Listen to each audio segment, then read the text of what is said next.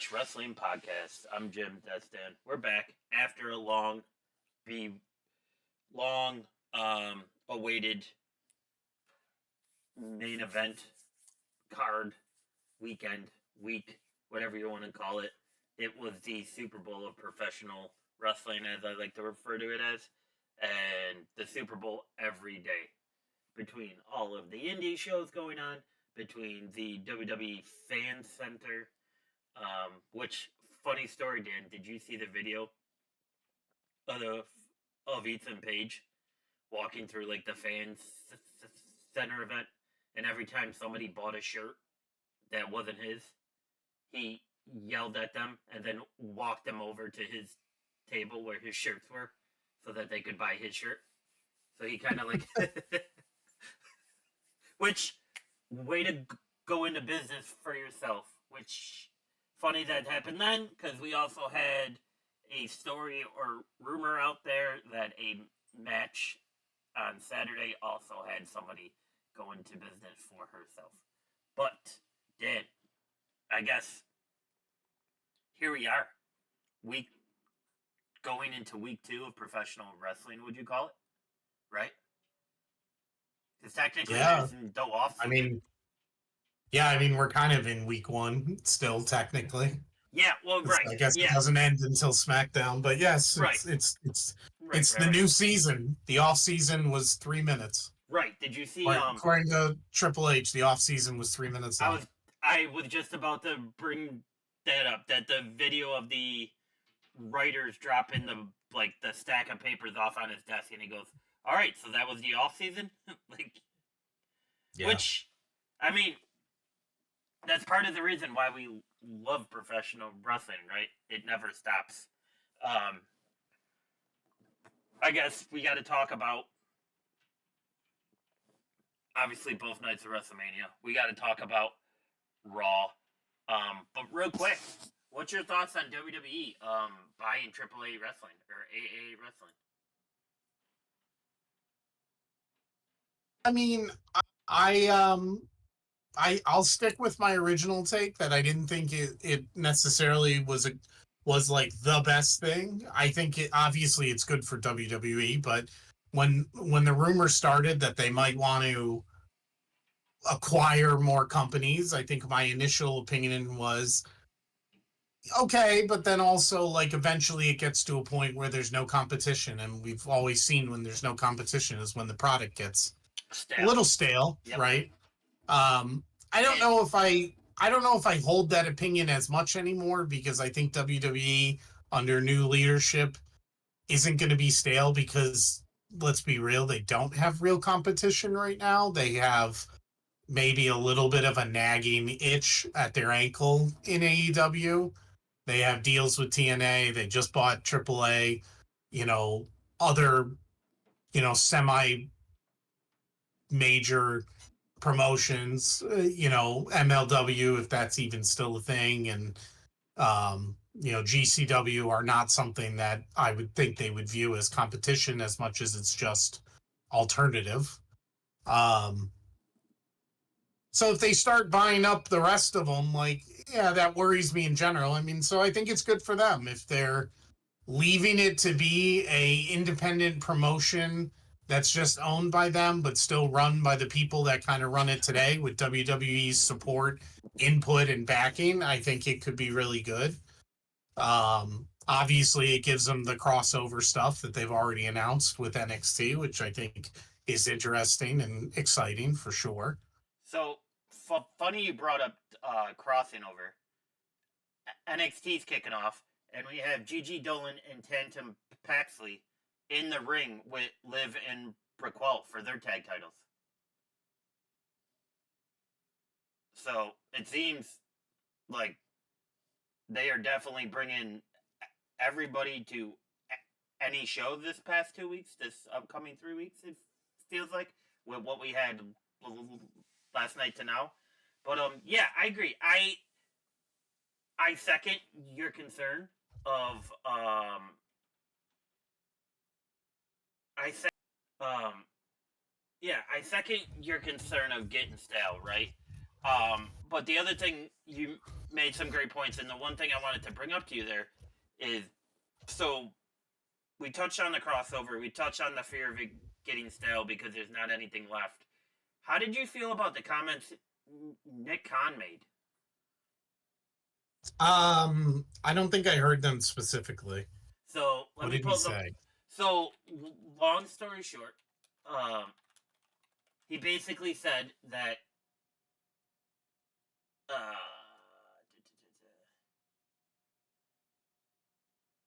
um, he basically said that AEW has great wrestlers, and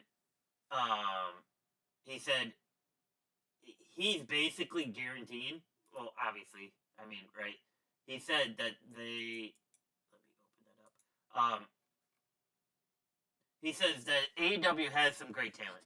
He goes, that talent will come over. He said WWE does not plan on signing people and benching people. Is basically what he said, and Oh yeah, yeah. and then he said, I thought you meant directly about AAA. "Oh no, just about like the talent that's out there in general, right?" Um, and he said, they have a lot of talented wrestlers, and we're happy about that. When contractually they're available to be talked to and have conversation with, assume a number of them will come over. Now, here's the part that started to make me chuckle a bit. And nothing but respect for the father who finances it and owns the Jaguars and all of those other things. Yeah. I mean, yeah, funny for sure, funny, but also like, don't get mad when Tony Khan says what he says about WWE either, because like Yeah, you're coming to his level, so like yeah, unless you are happy with his level, but yeah, no, I thought that was funny. I think he needs to be a little careful when he says like we don't sign talent to bench them because like inevitably some talent doesn't get featured. We've been talking about Karrion Cross, right? Like yes, where has yeah. Karrion Cross been, right? Like, you know, and there are other people out there for sure and people that have come and gone. So like I get what he's saying. Um, but I think the reality is sometimes that will happen too, right? I mean, what happened to Bailey? Yes, Unless indirectly this or is directly.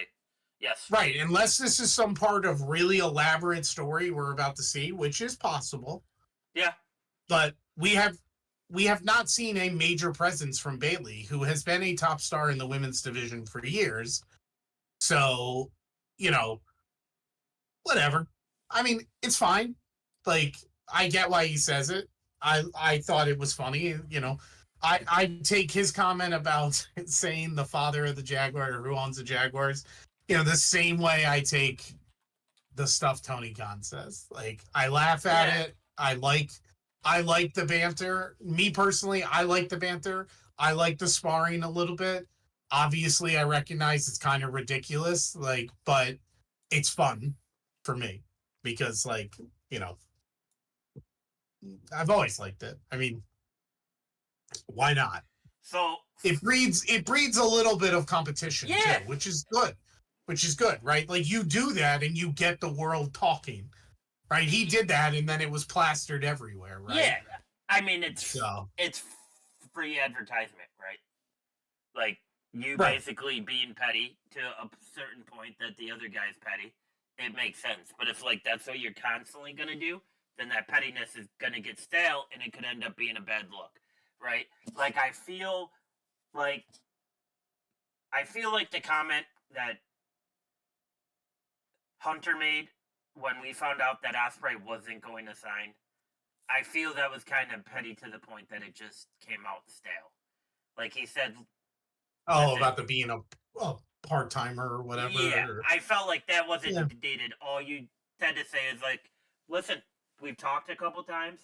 He wanted something different that we could offer. However, that's business. That's how it goes. We wish him all nothing but the best, right? And then that's it. And then it's dead. And then the other wrestlers that look at WWE can be like, oh yeah, that makes sense. At that time, it didn't work out, but who knows in the future? Like I just feel like those types of things can get stale really quickly, especially with like how toxic the IWC is, and they love to make stories out of anything and everything that's possibly gets said, and it's just kind of like that's not remotely close. But yeah, I mean, I thought it was a great interview. That's my favorite part of WrestleMania weekend is all the people that we get to hear from, right? Because Yeah. these are people you don't normally hear from, right? Like we saw Nick Connor, we heard from him a couple days prior to the Netflix debut, right? On Pat McAfee today, you had, or on Pat McAfee this week, you had Paul Heyman, Michael Cole, you had Cena, you had Sam Roberts, and then you had Dwayne The Rock Johnson today, right? Like, you don't normally get to hear from all those people during a regular wrestling week. So you're going to get a lot of that stuff because they know how to promote the business that they're in. But before we get to the actual cards, there's something else I wanted to talk to you about. Because I was reading up on this, and this kind of just makes me feel a certain way now, just based on the booking over the weekend. Because I do have a few issues with Mania, but we'll get to that in a little bit. So, did you hear Bayley's comments when she was speaking to Chris Van Late during WrestleMania 41 week when he was... No. Okay, so she basically said, I don't get on the press conference, I don't get on the posters, I don't get to do the talk shows, I don't know what else to do, and it's not like there's an issue, there's no heat backstage or anything like that.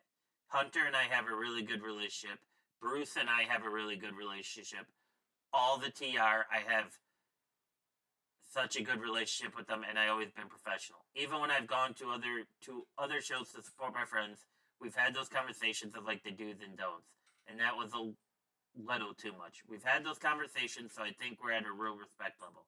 Hunter has gone on a press conferences being like, Bayley this, Bayley this. She's everything that you could possibly want out of a superstar, which I appreciate. But it's like, all right, well, what do I need to do to get me there? Bayley also talked about the criticism she gets from the internet, which is just stupid. But to sum it down, she basically says, I don't let things get to me. I stopped reading tweets and comments and all that stuff a long time ago. I do feel that, I see that, and I'm just like, what am I missing? And that's the one thing that still gets me. Maybe that's ego or pride or whatever. I'm just like, what am I missing that you don't understand what I've done for this injury? This industry. It's hard to explain, especially now, because I feel like, okay, I've been wrestling for 16 years altogether. So I'm like, okay, obviously, I'm going to slow down at some point. But now when I see shit like that, she's not this or that, now I got to prove them wrong. But there's also part of me that feels and agrees with them. I was just telling Lyra this the other day.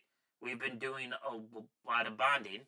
So I don't feel that I do not feel that I'm at the level of Charlotte or Becky. We came up together. I wrestled Charlotte in her first ever match.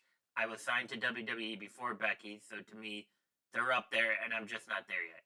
Maybe that's kind of where people base it off of, where they judge it or whatever. To me, someone like Tyler Breeze, who taught me so many things, I still talk to him about all my matches. He still gives me feedback. He still gives me ideas to this day, and if he enjoys something that I do, then I believe it and I respect it. But if he tells me you need to do this better, I'll do it. Somebody like TJ, whatever he says, I respect it and I believe him. So many people think that I'm not at this level or whatever, but part of me agrees with them because I don't think I'm there yet. Holy shit. WWE has killed her confidence.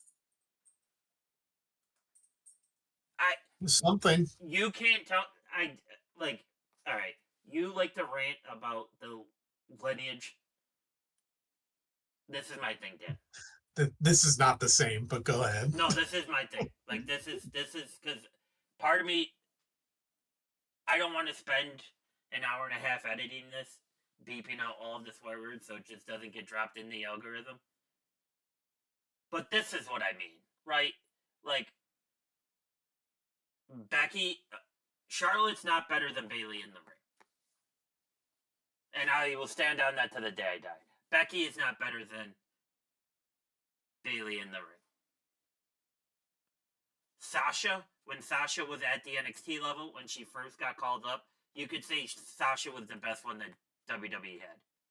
Because they were always on the road working. Bayley, I feel like Bayley, this kind of hurts me a bit. Because even when I play 2K and I got to go do all the women quests and everything, I always buy the Bayley card or I draft Bayley. And I feel like Bayley is the female Seth Rollins. She's accomplished so much and everybody forgets about it. Because it feels like it's been so long since he or she has had a title. And I feel like even through injuries, like she had an injury, right, where she was did damage control and she got hurt before and then she got hurt after because that's when she returned with damage control. And the IWC is so toxic. It's just very easy for them to get at her because she puts stuff out here that's like real, right? Just like Seth put out the whole stuff about Punk. Of the whole, yeah, we do not like each other. We hate each other. It's not just business.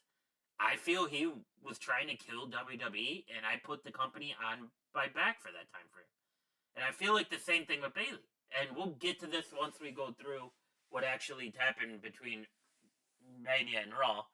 But honest to God, like if you're reading this and you're a writer in the room or you're Triple H, how do you not read this or see this interview and be like we have to fix this? Because like I mean there's no female on that roster that has done more for NXT and both shows on Raw and SmackDown than she has in the last decade. And Rhea technically just got hot within the last couple of years. So you can't even say her. It's been Bayley the whole entire way. The whole entire way. So this just hurts when I read something like this because it's like I wrote an article for Daily DDT talking about how Sasha versus Bayley was one of the best things ever on NXT. Like how they brought that period to NXT to mainstream, and now this gets said. I don't know. It just sucks. I guess that's the best way I can put it. It just sucks, and hopefully these ideas of what we think they're doing are actually paying off, and then she gets the respect that she deserves. Because honestly, like, I believe I said this like a year ago on this podcast, that when it's all said and done, I believe Bayley's going to be on the Mount Rushmore of female wrestlers at WWE. Even over Charlotte and even over Becky. I just think that's how it's going to happen. Like, yeah, I mean, I think you make a good point as far as what they've done to make us forget, because I'm looking it up now, and she actually, like, she was last year's Royal Rumble winner, and then she won the title at last year's WrestleMania. So it hasn't even been that long since she was actually, in the main event and a big picture, but a big part of it. But it is easily forgotten, for that reason. And she jumped into that because of all the injuries that they had at the time. Because that's when Rhea hurt her shoulder from Liv. No. So like that was okay. Hey, listen, we're gonna put the title on you because such and such got hurt, and we're gonna want you to win the Rumble. Can you pull this off? Yeah, I got it. And what does she do? Go out there and it's flawless, and she wins it, and it looks decent, right? Like there's like, you know what? Let's jump into the Mania card because I feel like that's where my rant is gonna go anyways. Because I just seeing that got me so fired up. Yeah, all right. So, what do we got? Starting off Saturday night, night one, right? That was Jay and Gunther, correct? Yep. Thoughts on this match? Jay defeats Gunther, chokes him out, has the title. What are your thoughts? Yeah, I mean, I thought it was good. It started a little slow, I thought, and then it got better as it went on. And then I was surprised at the ending, Yes. a clean tap out like that. I mean, I expected a clean victory. I just didn't expect a tap out. I thought that was really interesting. It was good. I think it was good storytelling for sure. And obviously, as we'll talk a little bit later, you know, Gunther's on a rampage related to this for tapping out. So it gives him this weird boost. You know, the fact that he tapped out and the crowd's going to chant, "You tapped out." And I mean, you said it to me last night, like that crowd was just generally happy for Yes. Jay. Yeah, that pop You is know, back. yeah, so I'm interested to see where it goes. But no, I thought the match was good. It just started a little slow, but you know, first match out the gate, it's a little, you know, a little bit tough. You probably get a real adrenaline rush just doing the entrance, and then all of a sudden it's like, oh shit, I'm gassed, and it's only 30 seconds into this Yeah, match. right. But yeah, it was good. I thought overall it was good. Yeah, I thought it was decent. I was expecting a different finish. Just like you, I didn't think the tap out would happen. I'm intrigued to see. I'm intrigued to see what goes on. Because spoiler, last night Gunther pulled Cole away from the desk and was trying to choke him out, and then eventually choked out McAfee as McAfee jumped in to save Cole. Um, so this kind of Yeah, I wonder where that's going. yeah, so it kind of feels like um, remember when Brock would just come out and destroy everything, like the tables, the ring. Do you know what I mean? Like they Yeah, like the booth, not the booth, but the broadcast table. Like he would just come out and smash everything, right? And then it's kind of like, okay, this is, you know, what are we doing here? So yeah, it's interesting, but for sure will be something to follow. I don't know if I'm going to be interested in it because I feel like it's just a lesser version of Brock, but we'll see where it goes. But after that match, we had the World Tag Team title match for the men. Um, our greatest fear occurred when New Day defeated the War Raiders, and kind of cheaply. Obviously, they cheated. That's kind of expected, right? We didn't think they would win clear, so yeah. that was expected. But what's your thoughts on this? Anything? Yeah, I mean, not much. Like, you know, we'll see where it goes. Not a surprising outcome. We both expected it. It was a 9 minute match, so nothing. You know, whatever. A good little. It was definitely a good little let up, right after a big moment. You know, you kind of needed that. Yeah, to go buy your beer, to go buy your food, and get back to it. Followed by Jade Cargill defeating Naomi. Thoughts?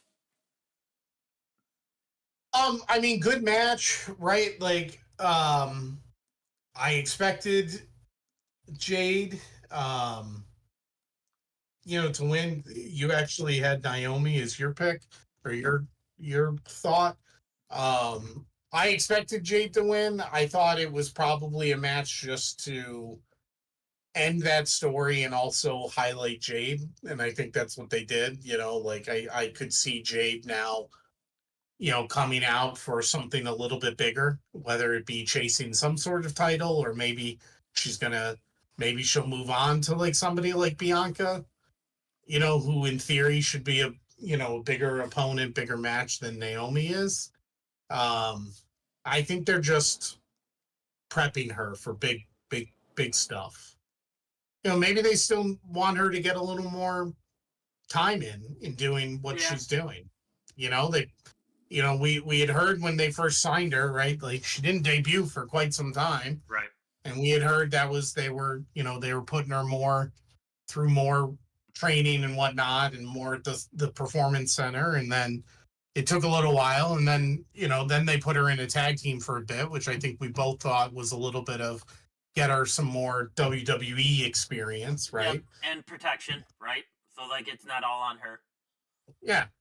So now that part's over, and she had a pretty big. I mean, am I wrong remembering?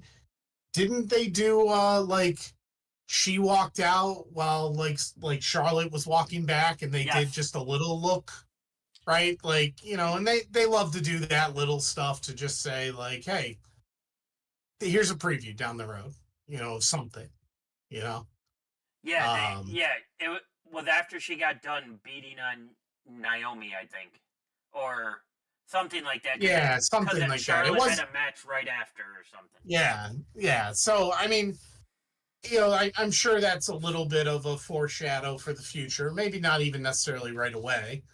Yeah, They like to do that too. So I think this was more to just showcase her, maybe, give her a big moment as far as it being WrestleMania.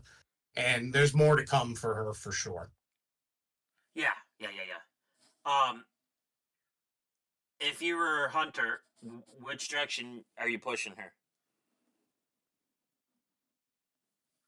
I think I don't know if I'm putting her into any kind of title chase yet. I think I'm probably giving her a bigger man. Like, I think I'm going down the road of like maybe she fights Bianca, maybe she fights um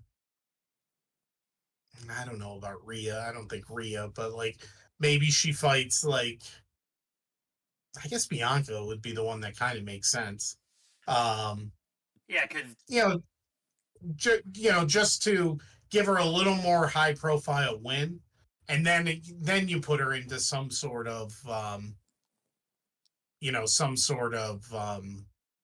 title thing, whether it's intercontinental or one of the world titles, probably intercontinental, maybe.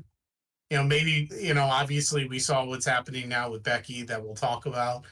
Maybe Becky's going that road. And then once Becky's done, Jade has another match or two under her belt that's a little more high profile. And she goes, hey, what about me?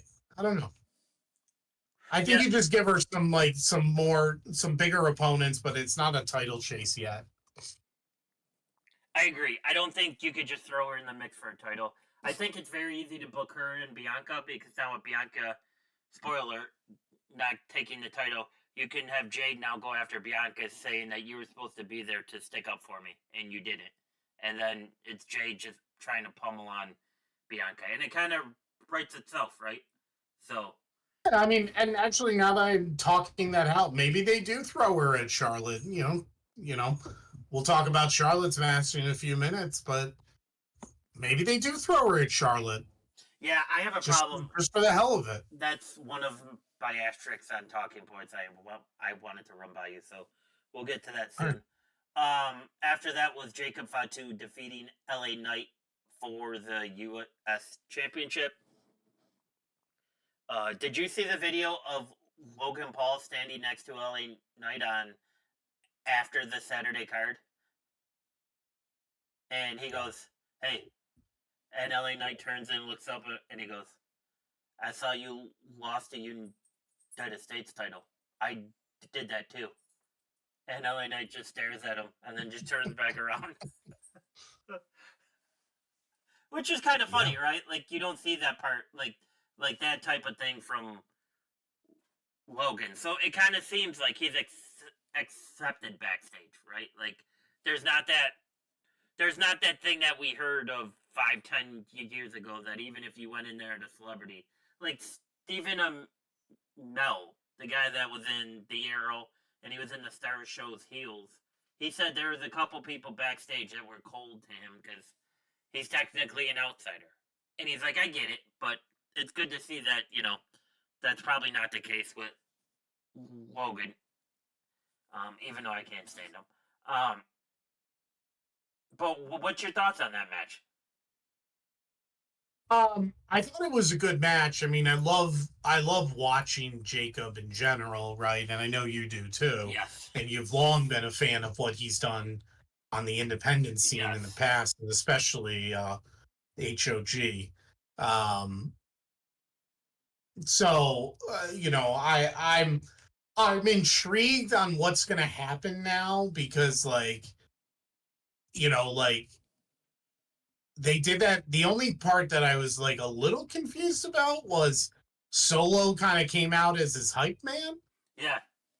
And I thought that was weird because if Solo was the leader, but obviously like we really haven't seen any kind of bloodline story. Um and I know, we talked about, if Roman lost, would he try to reform the bloodline? But now I'm like seeing Jay and Jacob win. I'm like, is that really how this is gonna work? Like two champions and Roman's gonna reform a bloodline with two champions and he has nothing. I don't know.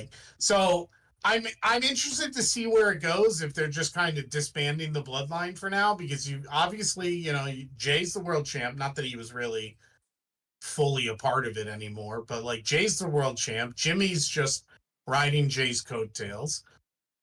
Jacob has the title. Solo was his hype man. I can't even remember the last time I saw Tama and Tonga or whatever their names are. Um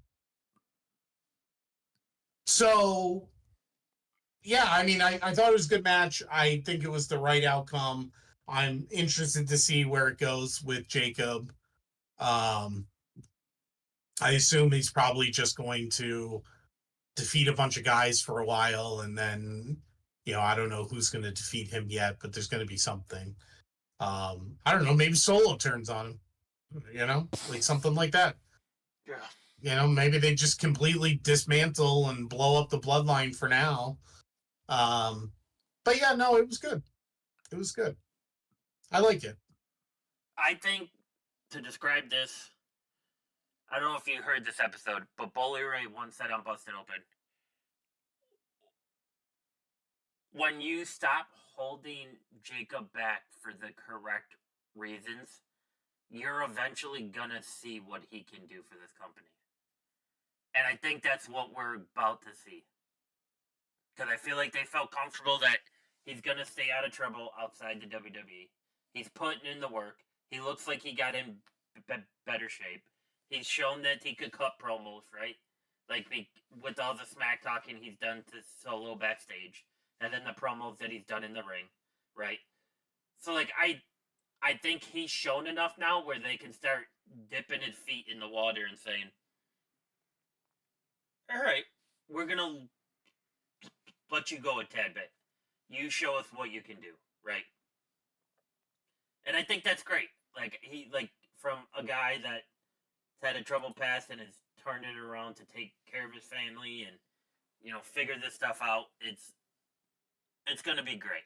Um, I hope this isn't one of those fad United States Championship reigns where you know, like I think LA Knight had it once for like 2 months and then all of a sudden he dropped it.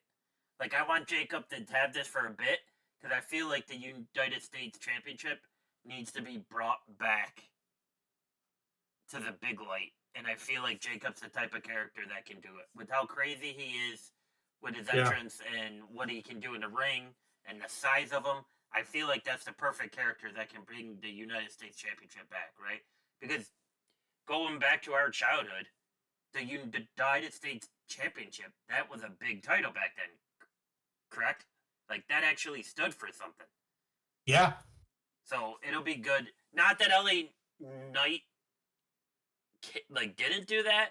I just felt like because WWE knew the fans were pushing so much for LA Knight to get the big title, they kind of just settled on Knight getting the US title.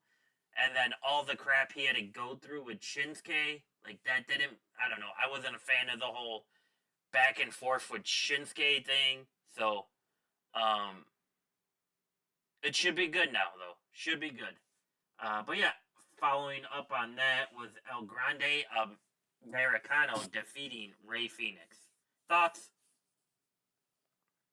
um I we both had, well, we had different answers on this one. You had Ray, but I'm putting an asterisk on our results for this since Ray Mysterio didn't end up competing. But I don't know what the point of this match was going to be had Ray Mysterio still been in it. Yes. I I think either way, El Grande Americano was going to win, and it was going to continue to some sort of storyline. So, I mean, it was fine. It was, Ray Phoenix. It was nice to see Ray Phoenix get that moment.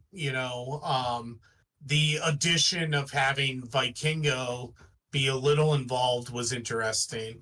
Um, and I hope we get to see him cross over a little bit more because his crossover into AEW was really fun to watch. Mm-hmm. I had never seen him until AEW, and his match with Kenny Omega was a great match and one of the best matches I had watched that year, at least at that time. I remember when he had that match. It was amazing to watch some of the stuff he can do. So um, this was 8-minute match. El Grande Americano wins, obviously cheats. There's more to come here. So I'm interested to see that. You know, now knowing what we know, is it possible they were doing this whole time knowing they were going to acquire AAA and this would be a way to introduce that a little bit, right? Like, you don't buy a company overnight. I'm sure No. this has been in talks for months. Now looking back, I'm sitting here going, were they doing this purposely knowing they were going to be bringing in more luchador culture? And this is one way to do it for fun. I mean, obviously, too, Penta and Ray Phoenix were a big part of their acquisitions this year. So, um, I don't know, but yeah, it was fine. It was fine. I think I probably would have switched it order wise and put it in between the next match, which is Tiffany and Charlotte, and the main event. But other than that, yeah, it was good. Um. Yeah. So I told you the one story I read that WWE was trying to acquire AAA wrestling all the way back from when they signed Dragon Lee. Yeah. So that was. Uh, so that was in January of 2023. He signed a 3-year contract. So little over 2 years ago. Yeah, because ESPN has it as December 28th, 2022. So, yeah, I thought it was good. I think they will tone Vikingo down a little bit just to save him from himself sometimes. But it was. I don't. Yeah, I kind of look at this because my dad was asking me about this too because these are two guys like he just doesn't really get into watch, and I feel like this was just like one of those things they throw on the card for people that just like the funny stuff, and it kind of gives them like downtime to get the other stuff prepared, right? Because then right after this, you could technically say was the second biggest match on this Saturday night card, right? So it kind of gives you like a little bit of a down period, gives the crowd a break, lets the crowd kind of joke and laugh a bit with everything that's going on, and then you get into Tiffy versus Charlotte, right? But Yeah. I do like that we're still having all of the talk outside of this. Is Chad Gable truly El Grande Americano? It's a lot of I love it's a seeing lot of those fun. quotes. Yeah, I love that part of it, right? It's Because it's it's a dumb lot of humor. fun for sure. It's dumb humor, and it's the only thing that the IWC is not being toxic about, and I think that's what makes it great as well. But I'm also very happy for Ray Phoenix. I mean, Tony Khan this past weekend had to have the biggest migraine in the world. You had Ricky Starks and Ethan Page starting off the big show for Stand In Deliver, which was a huge match. Halfway through that, the crowd started chanting. Did you watch any of that, by the way, Dan? Yeah, I did. The Yep. crowd, the halfway through that, the crowd started chanting, "Thank you, Tony," which is just hysterical. And then to see Ray Phoenix, what, 2 weeks in from when he debuted, he's the fourth match on WrestleMania Night One. Um, it's awesome, and it probably made a big dream of his come true. So I'm excited to see what they do with Ray, because I feel like the talent that they just got back will be good with Ray as well. So more to come, and I just think this El Grande stuff is just hysterical. But this was kind of the downhill to what was supposed to be a good pickup, right, for this Tiffy versus Charlotte match. Yeah. So did you see the story that Charlotte went into business for herself a few times in this match? I did not see those stories. I did. Did it have like particular moments that they pointed to? Yeah, so a few of Tiffy's big moves, Charlotte just kind of no sold and like stood up or like didn't even give in to the fact that it affected her. Um, which I Hmm. could see it on maybe like say if there's like 4 times that they said it, I can see it probably on 2 of them. I'm not gonna jump to um the conclusion that she did it on purpose for Tiffy. Um, I I don't know. I just don't know. I don't. I I mean, I think don't remember ever seeing. I guess my thing is, it didn't stand out. That didn't stand out to yeah. me that she no sold anything. I it wasn't. It just wasn't like a great match. They just didn't have good chemistry, and maybe it's because they now don't like each other because of some of the shit that happened. But And that's they like just that. didn't. They didn't have great. They didn't have great chemistry. Charlotte just is not what she used to be, and the crowd is just not necessarily excited for her or excited to hate her either. Like the crowd is just seemingly like just displeased that she's here, but not in the way of like we love to hate her. Yes, just like the fact she shows up, they are aggravated. They're just like, I just don't want that. I just have Right. no time for this, Go right? Like away. this Right. this isn't appealing to me, and it isn't appealing to me to watch her get beat. Like I'm happy she got beat, but I don't really care to watch her get beat, which is a real problem for them. So I don't know what they're gonna do there. Like she's gonna have to she's gonna have to go like crazy heel, I think, to try to get them back into hating her so much that they just want to see her get beat. Well, that's the thing too. So I read you the story on Sunday that there's a few people out there that's saying Charlotte's gonna step away from a bit now because of this, because of the loss.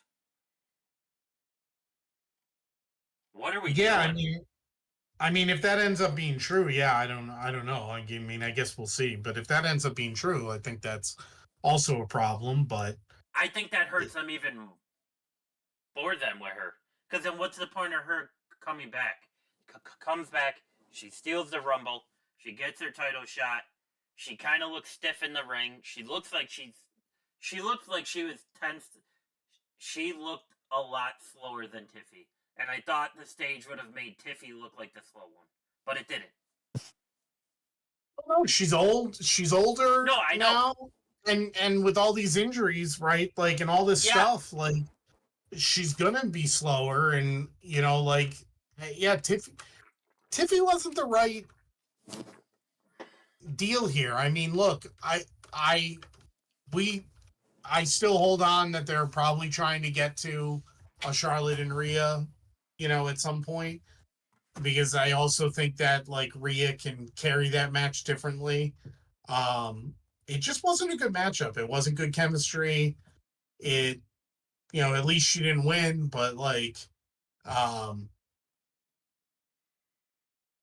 yeah, it just didn't work. It just did not work. So I don't know what they're going to do. So let's get to this because before this makes my brain explode. Um, because I was thinking about this today. Because slow day for me. Um, night one we start or night before we get to the triple threat of the men's. Night two we started off with the triple threat of the women's. Right, good match. I didn't think Io would look that great in it. She looked great in the match. Io defends her title against Bianca and Rhea.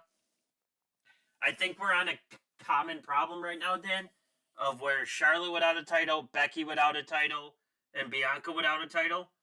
You're stuck in sand because I don't know what you do.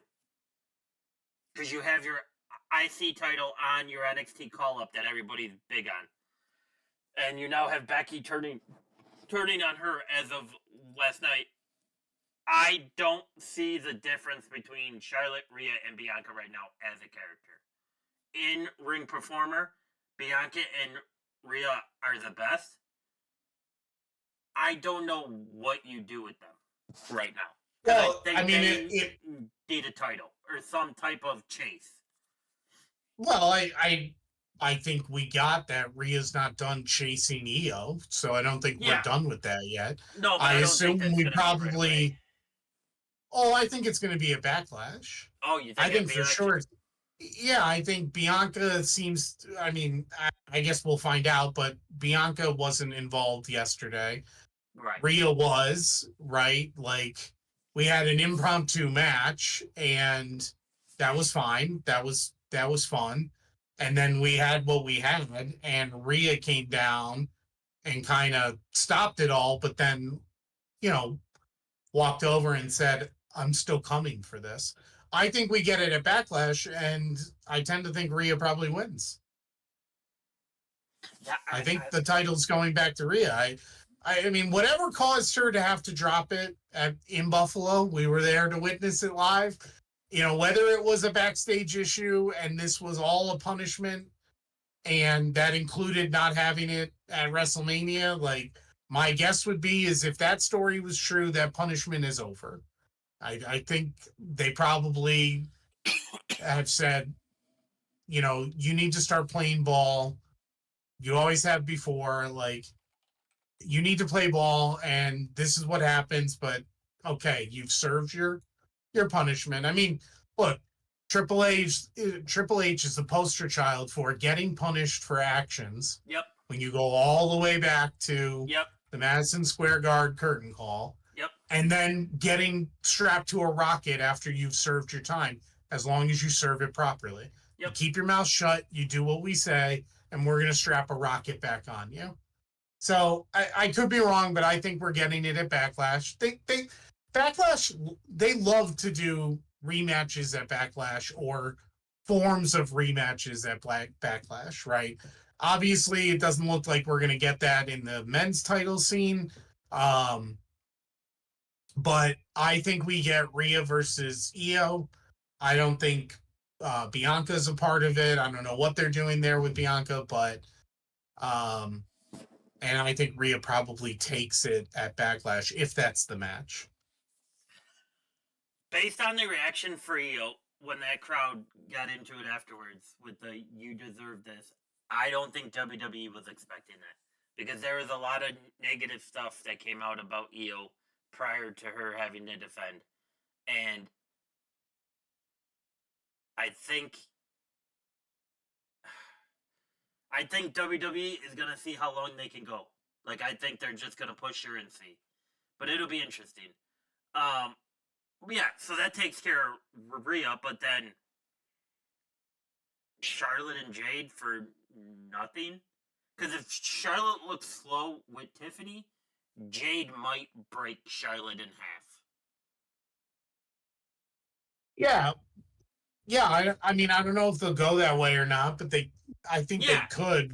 But I don't. I mean, that has to be for nothing. So yeah, I mean, yes, that might be a problem, but at least at least it's meant to be like some styles that, this could go back to, you know, like when Charlotte and Nia were at it for a while, or Charlotte and Rhea, right? Like big, stronger women going at it. And look, if Charlotte's doing business, then Jade could look really good because she could handle her. And they could just let that happen. Yeah.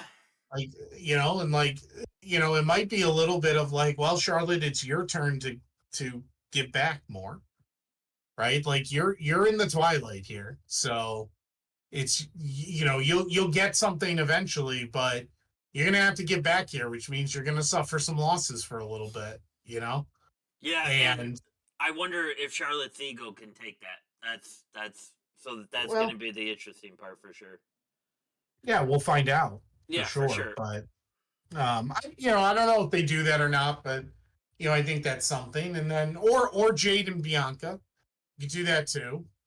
If Charlotte's really going to go away for a little while again, then you could do Jade and Bianca. I think that could be a great matchup.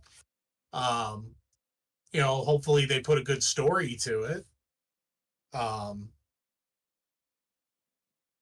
and that could be part of Jade's ascent. That's what I think, right? Like, and maybe it's not Backlash, but it's something that comes there.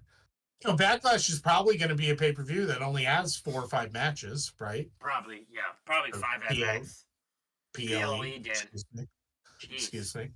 Forbidden word. I used a forbidden word. Yeah. Um, We're not wrestlers yeah, anymore, Dan. We're entertainers. it's probably only going to have, and like you said, max 5, possibly even 4, and we're pretty sure we already know what one of the matches is. So, um,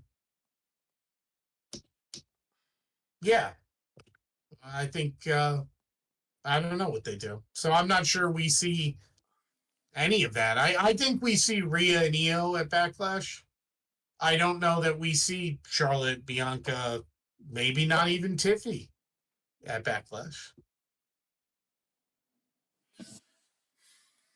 Interesting. It's a quick turnaround, right? Isn't Yeah. Backlash May 10th? next month already, May 10th? So we're already talking only 2.5 weeks, Or right? is it 20th? Or Hold on. 12th? I think it's May 12th. No, May 10th. May 10th, Yeah. the Saturday. I mean, so that's 1, 2. That's literally 2.5 weeks from today, basically. So you don't have a lot of time to set a lot up. Nope. And you're probably not going to put more than 2 championship matches on there for main titles. So, I think you get Rhea. I think the backlash, right? That's the whole point of it, right? What is the fallout and backlash of WrestleMania? We saw something last night that we'll talk about. You have a triple threat match that, has a, you easily have Rhea being able to claim, look, if that's a one-on-one match, I can take it. I should have taken that, but because I have the distraction of having to fight 2 people, and I saved your butt last night, but I'm coming for you. Yeah. So we'll see. Yeah, that's fair. I just have concerns with it, but we still got time for it to play out. To go back to Saturday, to finish off Saturday night's card, was the triple threat between Seth Rollins, Roman Reigns, and one Bill Phil, aka CM Punk. Dan, thoughts? Best match of both nights, in my opinion. Agreed. Not just because of the ending. I think it was a great match before the ending. The ending just puts it over the top and makes it very memorable. But certainly, I think the shining star of the WrestleMania weekend saved the night 1 card a little bit, because I think the night 2 card was better, but I think this match was better than any other match.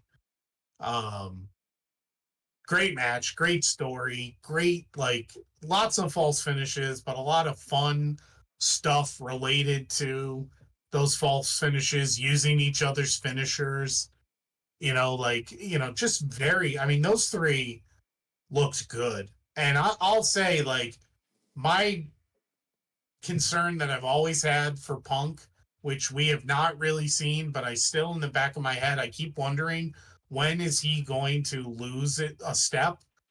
And I think I've said it before, I was a little worried that he kind of had lost a step in AEW. Whatever I thought he lost, man, has he brought it back for sure. He did not miss a beat in that match. And that was a 33-minute match. Yep. So, and they had a lot going on. They had a lot going on. Yeah.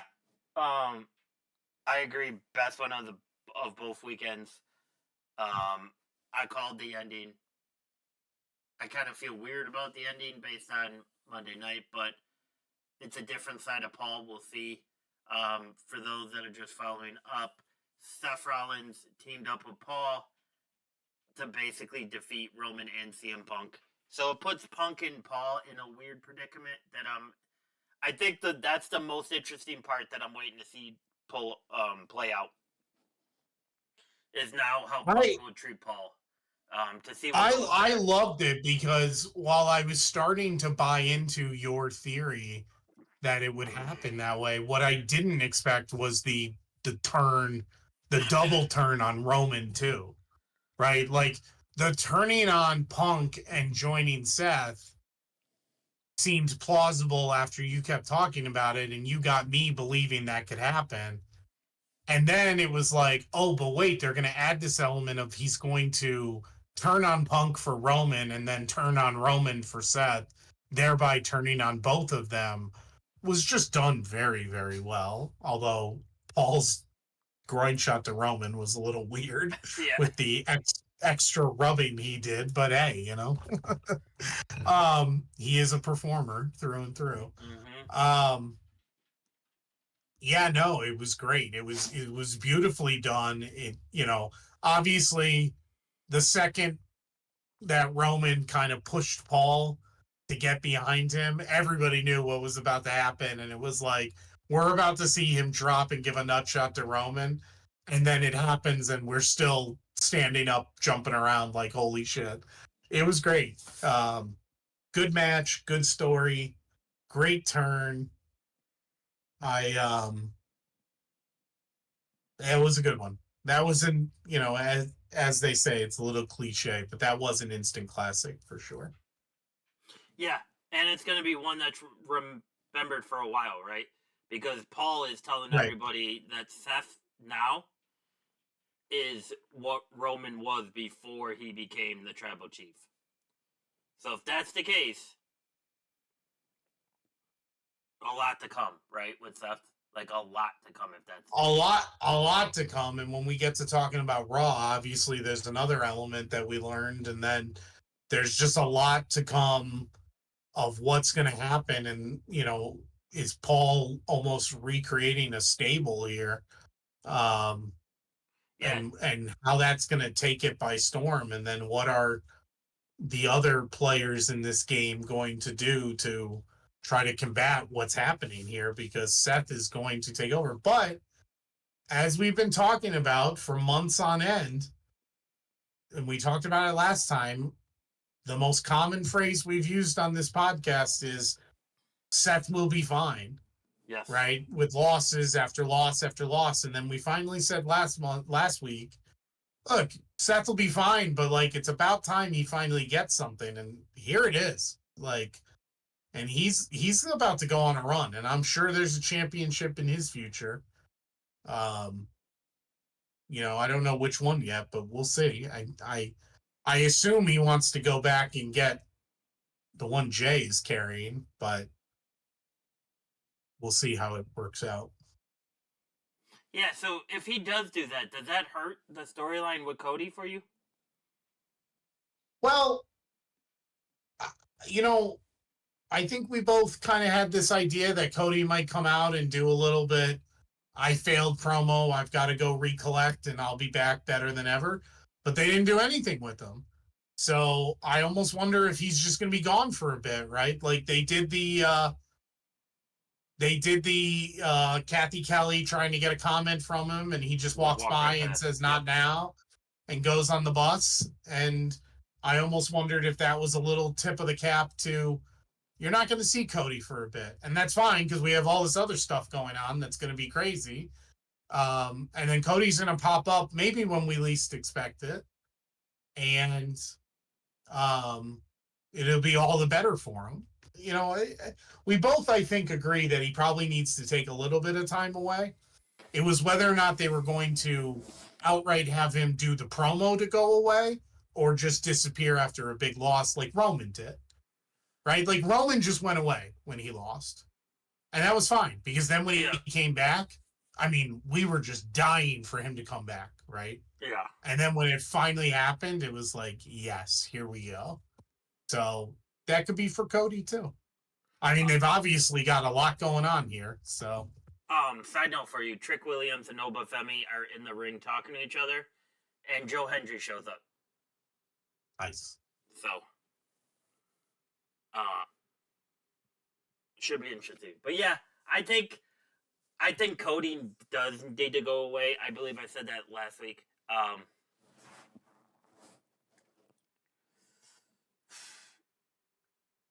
My brain's still trying to rack you know, my brain's still kind of a mess based on what actually occurs when Cody gets back. Because there's a lot of uncertainty of like where the titles are gonna be. But I wonder if Cody comes back and says that he regrets not selling his soul to The Rock. And that's the start of the turn. Yeah, it could be. I mean, right? Like he could do a little bit. I mean, obviously we're going to talk about it, but you know, it could be a little bit of I couldn't win because I wouldn't go there. And now Maybe I need now I have to go there, Correct. and that's fine. Yeah, that could be interesting to watch for sure. Yep, agreed. Just to recap, I'm going to score us officially as tied for night one, four apiece. And what I'm going to do here is, because I'm going to take credit for calling the Grande Americano, even though he didn't have the right opponent, I'm giving you a bonus point for calling the Seth with Paul finish. So we're each had 4 things right, with you getting the bonus of having the twist right as well. Well, I'm sure I'll screw that up. Going into well, we both had a terrible night too, so we'll see how this finishes. Yeah, exactly. That's exactly what I was figuring. Yeah. Started off strong, and I tanked, just like my golf game in real life. But yeah, it was good night one.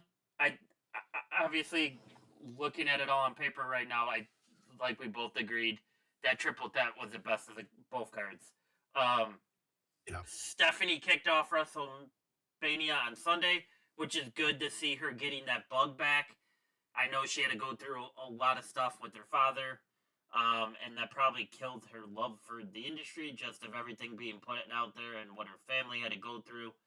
So it was good to see Stephanie kicking off WrestleMania.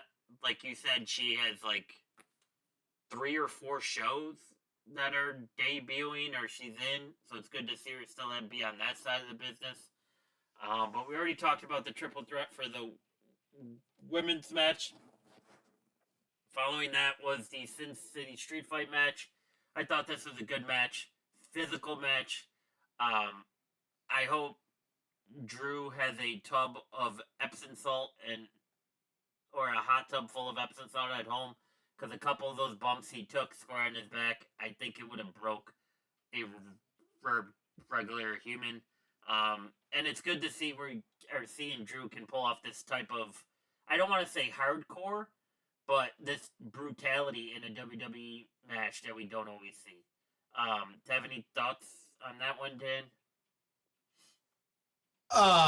Wait, did you skip the women's triple threat? Yeah, because we already talked about that. Oh, okay. Yeah, I mean, it was a good match. It was fun to watch for sure. It's one of those. I agree. Matches, right? Like Drew took a beating for sure, but it was a really good match in general. It was a good match, especially since it had nothing on the line other than pride, I guess, right, and just anger. You know. And for sure. and it was basically based on the fact that Drew's been a crybaby for this whole entire time, and Damian Priest is the only one to call him out, right, and say, Drew, it's been what you've been doing is what your problem is. So it's a good feud, right? I think this. You think this is done for now? This between them? Yes. Yeah, I don't know what's happening now. Like, this is a problem they have because, like, they have so much going on in the men's division, like that. I don't know where it's going, but, like, yeah, like, I think it's probably done because, what, I mean, how many more times are we going to see this? I think Drew ends up with Paul.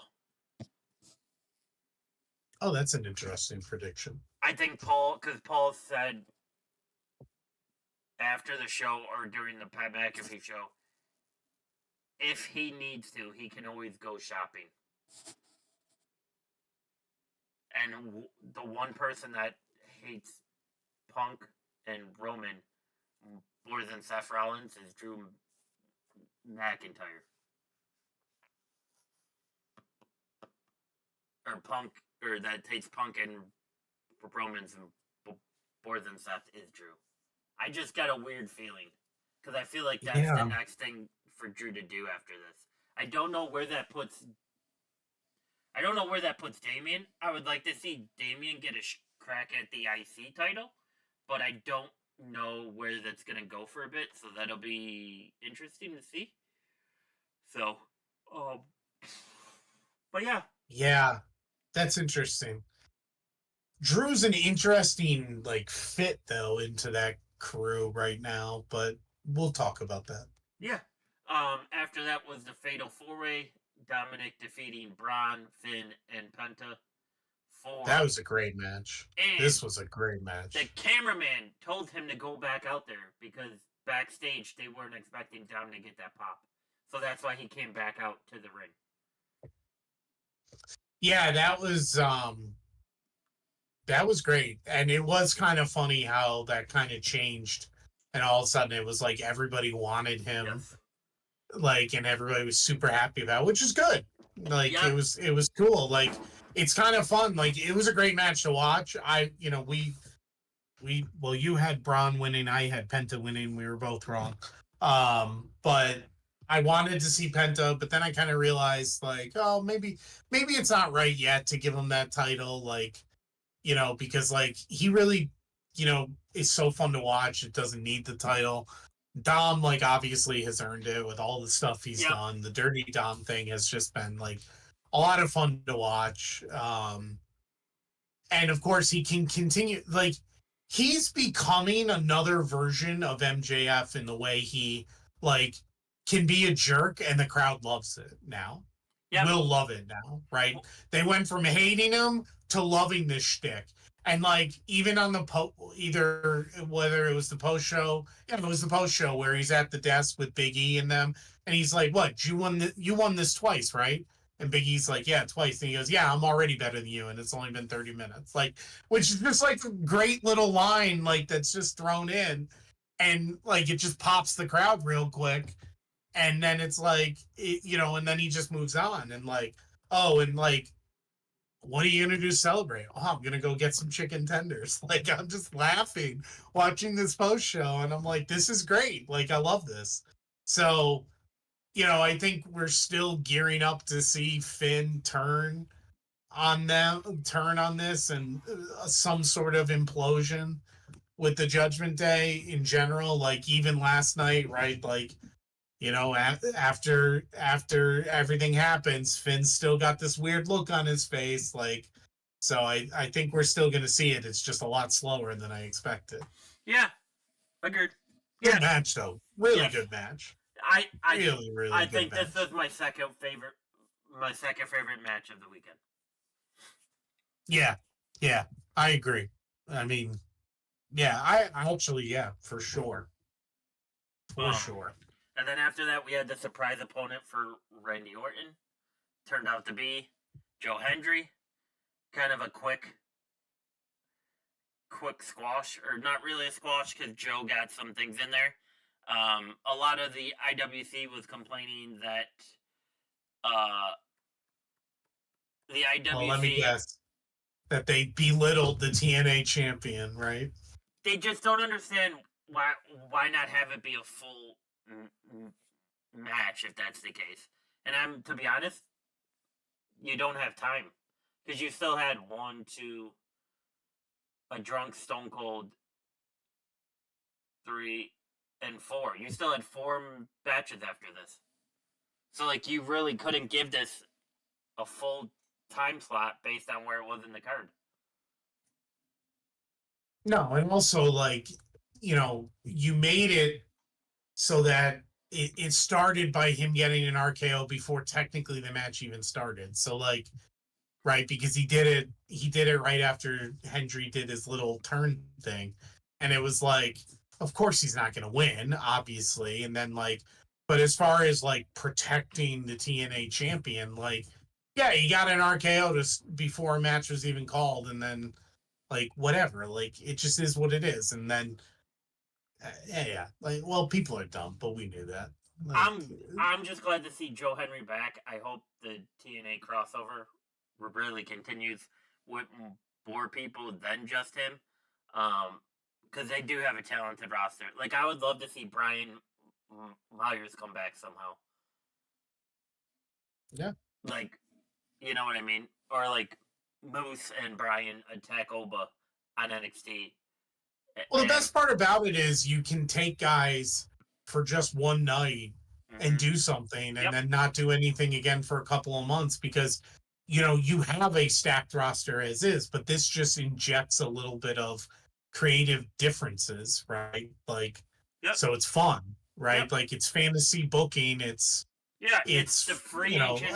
I hate to say it, but it's forbidden door bullshit, right? Like, It's the same. it's It's the same thing that we do preparing for the NFL draft. Like it's every Detroit Lions fan saying, if we can draft Abdul Carter from Penn State, we're going to the Super Bowl, right? You're just drafting, yeah. like you're just drafting somebody over here to help out. So, but after that, we had Logan Paul defeating AJ Styles. That kind of came down to AJ Styles not really wanting to pull out the dark side of him, which I got this one wrong because I thought him beating Karrion Kross would have gave AJ that edge to finish Logan.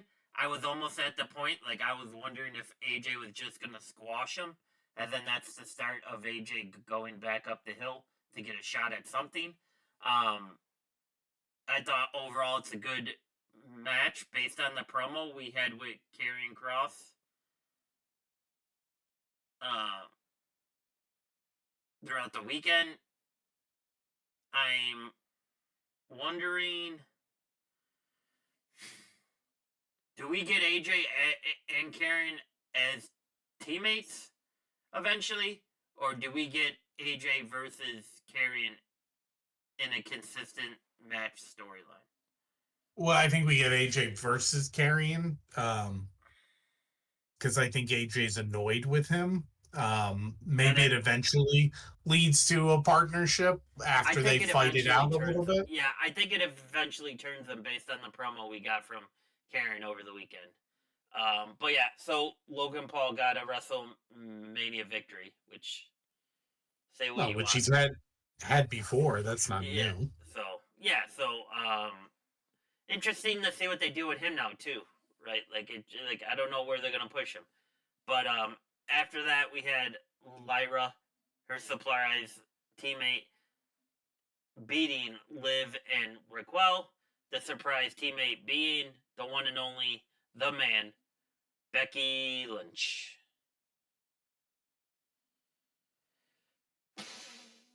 Yeah. I I don't know, Dad.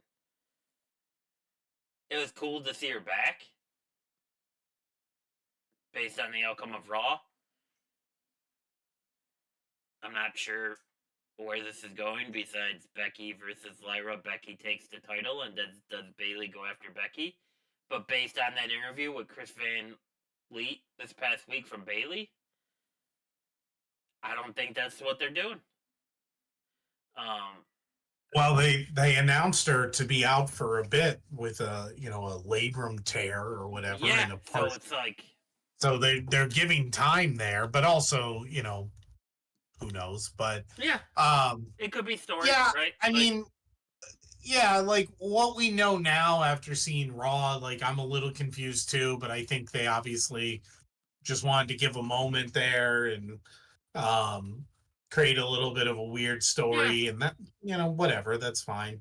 Um Well, they got their WrestleMania pop right when she yeah, returned. So and it's from based on her post show interviews, she's back full time. It's not a yeah, one and done. It's not a part time deal, so she's back full time and so we'll see what's going. Obviously, yes, now she's likely going after Lyra, but um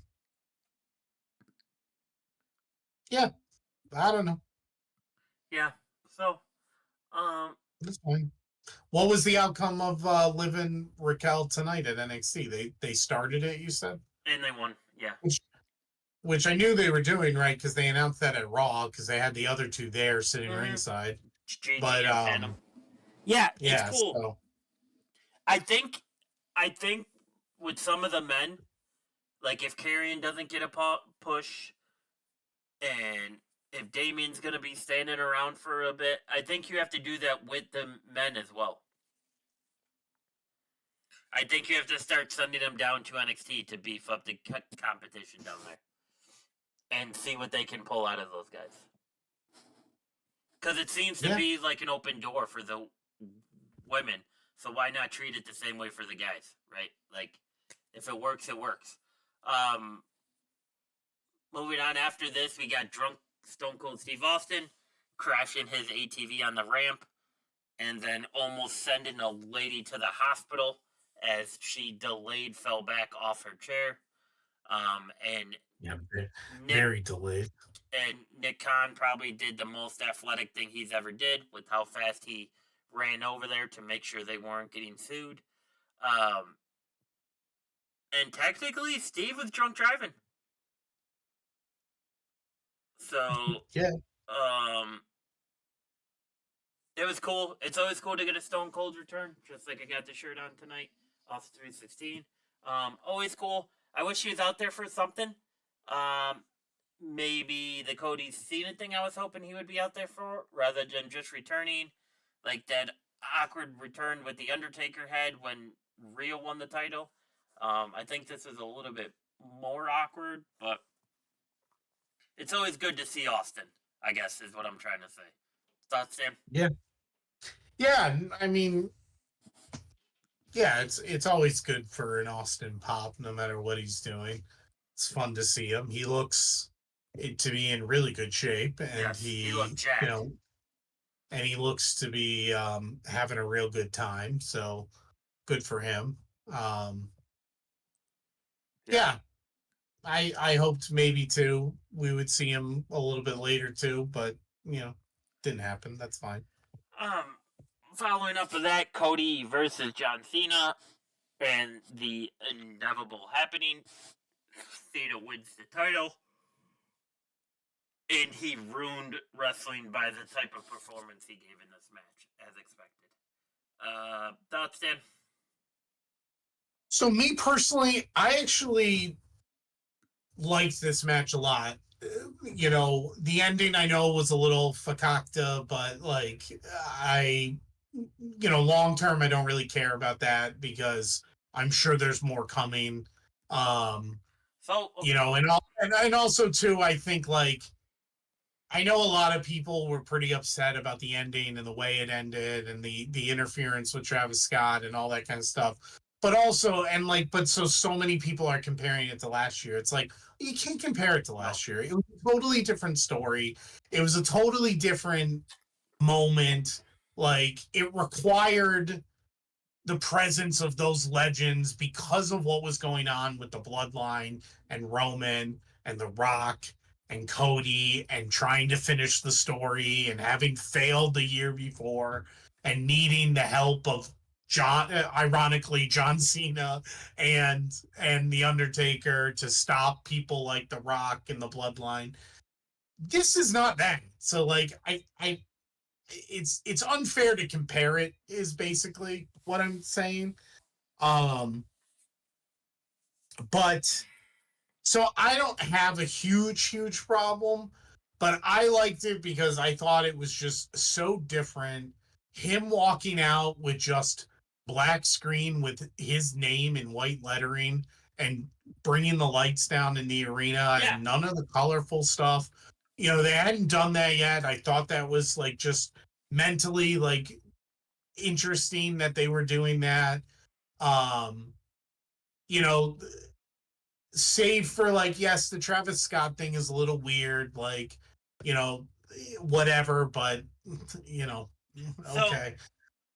But the whole like Cody like not being willing to cheat, really, for the most part, like not wanting to cheat and not hit him with the belt even though he could have, like, obviously that's saving something for Cody later. I think we both think that this is maybe the final straw before he turns heel when he comes back, you know, whenever that is.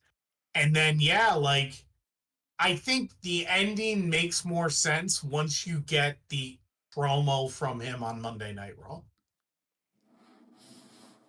So I liked it in general. oh, I'm not saying I didn't like it. I think Cena wrestled like he was gonna ruin wrestling, and I feel like that match felt like it ruined wrestling, so it got the point across. Um, thing I wanted to bring up to you: did you see The Rock today on Pat McAfee? I only saw a couple of clips. I got to go back and watch like the So whole thing. he was basically asked why he didn't appear, and The Rock said, "I called John and Cody after the Elimination Chamber, and I said I think the final boss work is done. We just pulled off the greatest angle in wrestling history, and I'm always here if you need me. But it's best for the final boss not to be involved in that finish. Okay. We can put the final boss in the end of that finish, but then where do we go? There's other commitments that I have, and I also want to be careful that we're not overstepping and leading over our skis too much here. I can get involved in the finish, but I said, why get involved in that finish when the spotlight should just be on, in my opinion, John 17, heel champion. What does 25 look like if this man is saying he's going to ruin professional wrestling? That to me is the anchor storyline. It's not a soul right now. It's but by the way, we'll go back to it. Okay. So I didn't hate I the match. mean, I it's a little weird because, like, you know, the way you did Elimination Chamber made it seem like you were controlling Cena, but okay. and he still went like this, right? He went 1-2, and he still had the third one to pull out of Yeah. his pocket, so that's open. So I think when McAfee did that interview today, he got Dwayne, and he didn't get the Rock or the final boss on the video, because that is a Well, Dwayne yeah. type answer. So, um, it'll be interesting. But no, the best way that I can like talk about this match is Cena wrestled in a way like he said it's going to ruin wrestling. The only thing I think I would have did differently, it's fine if Travis Scott came out there. I think somebody comes out there with Travis Scott, and then I'm okay with Travis Scott being out there and him assisting in the finish. If you're telling me Travis Scott's out there, that's what distracts Cody. Cody gets hit with the belt and then gets an attitude adjustment, and then that's the end of the match. That's shaky to me, because then you kind of make Cody look like a weak champion. Kind of. A little bit, just because it's Travis Scott, and he didn't really bring anything with him. I think if Travis Scott brought something with him, or if Travis Scott was to hit Cody with the belt or brass knuckles or do something himself when the ref wasn't paying attention, and then that led to something, then something from there. But I feel like Yeah. I But I feel mean, really, his role was to take the ref out of it so that John could hit yeah, him right, with a belt, right? So right, yeah, and he did that. I just felt like they could have did a little bit more with it. So that's all. Um, But on to Monday Night Raw now, Dan. Yeah. Raw after WrestleMania. Yes. Valkyrie and Lynch start off with Liv and Raquel again. They get beat. Becky looks pissed. Gives Lyra a clothesline from hell. And then 3 of her finishing moves, which I forget what they're called. And then leads us to this weird storyline. So you're telling me it's been the story all along that we pull Bayley from the storyline for Becky to come and do this? I'm calling BS, but because I feel like you could have got Bayley back on a great heel run if she did this, and then Becky comes back to be the good person to eventually help Lyra get past Bayley or revenge Lyra dropping the belt to Bayley. I feel like this is part of misusing Bayley, but we shall see. We shall see what goes on here. So, Yeah. after that, New Day came out to talk their trash, and we had a special return. Rusev is back. How great does he look? Yeah, he looks really good. By the way, did we really only get 3 matches on Raw last night? 3 or 4, yeah. Yep. God, that show went to almost 11 o'clock and we only had 3 matches. Yep. 3 actual matches. Yeah, 3 actual matches. Yeah. You had the brawl at the end, but yeah. No, yeah, of course. Yeah. Well, and like there was no match that led to the Rusev thing, which was a little weird, but it's fine. Yeah, because you would think. No, he looks great. Because you would think the New Day would defend their titles, and then Rusev comes out there and destroys all 4 guys in the ring, right? And then he's back that way, rather than like yeah, I kind of was like when he re-debuted, I was like, oh, this is interesting, but what the hell are they doing? They're supposed to have a match right now. Is he fighting with someone or is he bringing out a partner? I was like, all of a sudden, I was like, are we getting a second debut? Like, and it's going to be a triple threat tag? Like, that would have been awesome.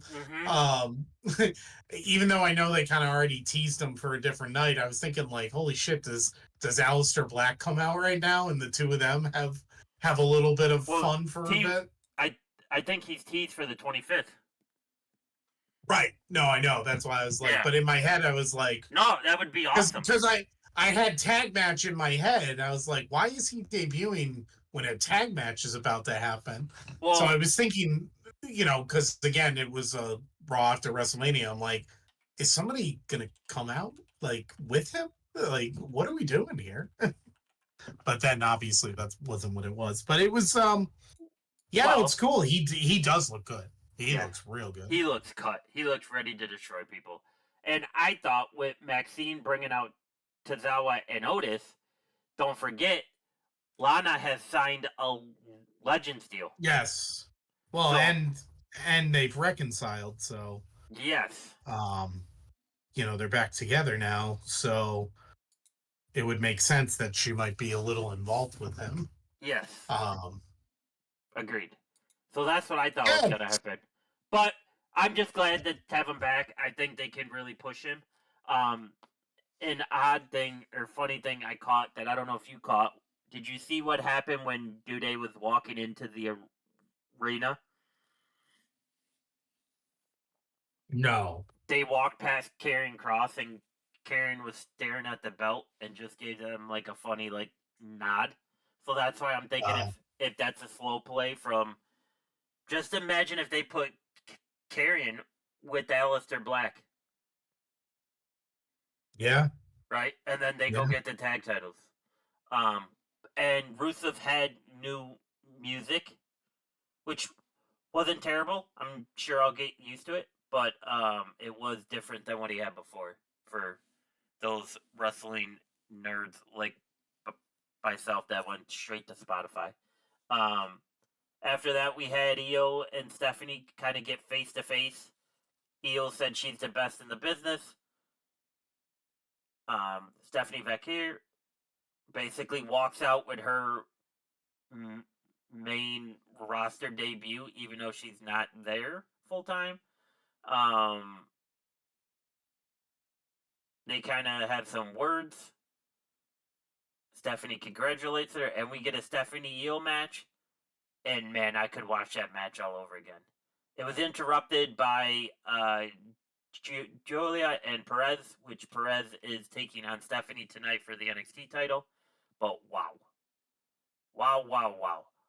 That dragon screw that Stephanie pulled on Io in the corner, that honest to God looked like it tore every ligament in Io's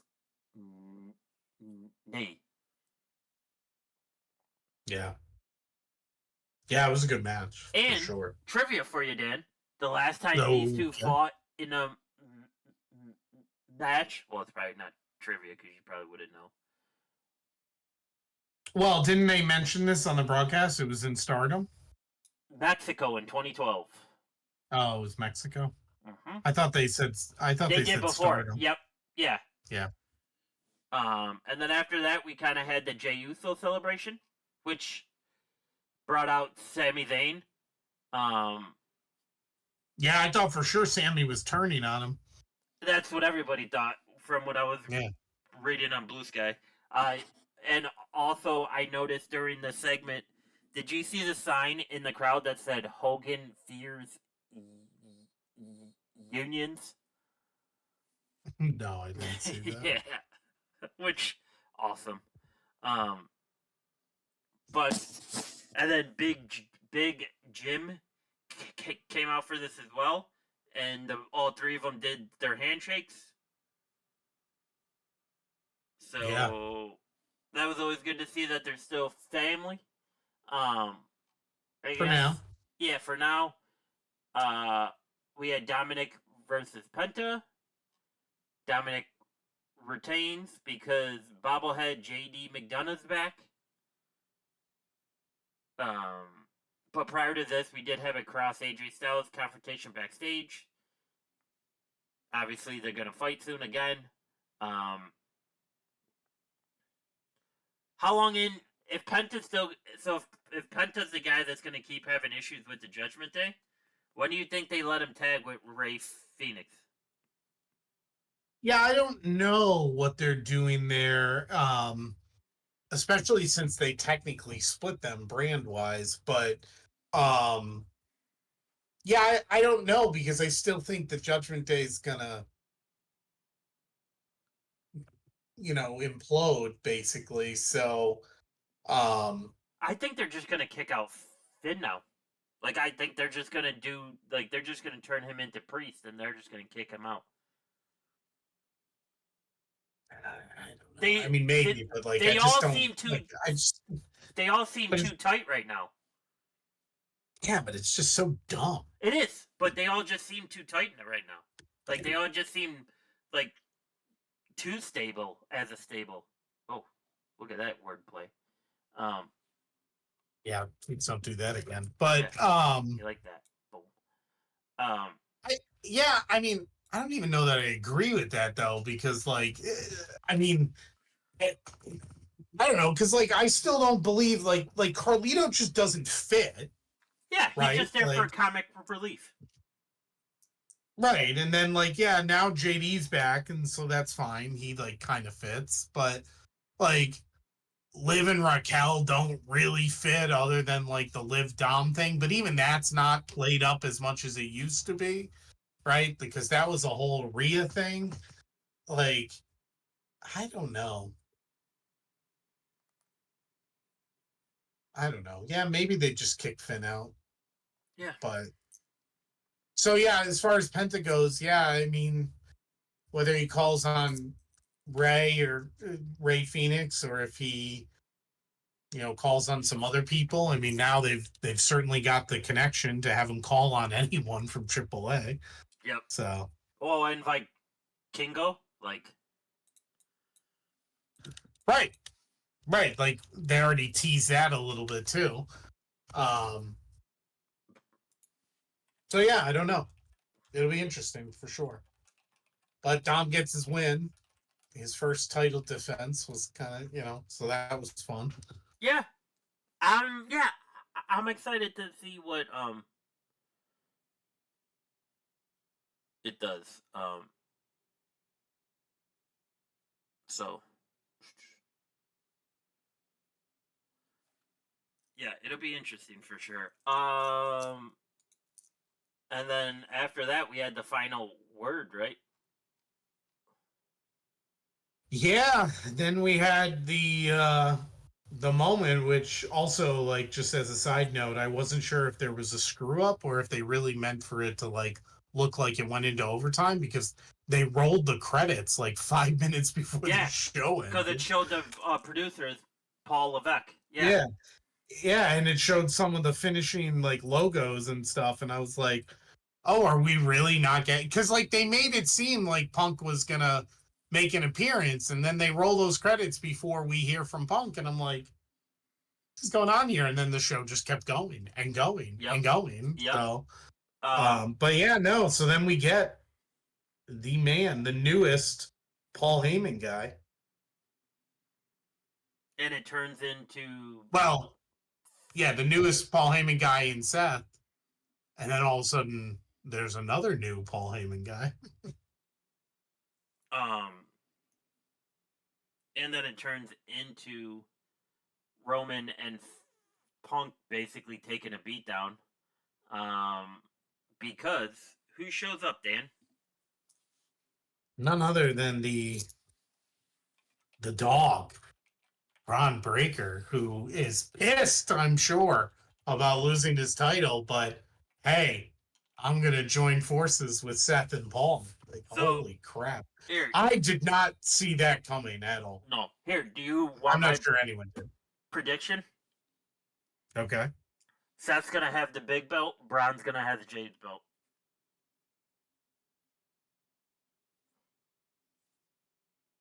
Oh, when you say big belt, you don't mean Jay's belt? No. Oh, whenever you say big belt, I think Jay's belt, because the Jay's belt kind of mimics the old WCW look. That's and I always think of the WC belt as the big gold belt. So I think anyway, Seth is the one that gets the belt back from Cena eventually, and okay. I think Braun is the one that take the belt off of Jay.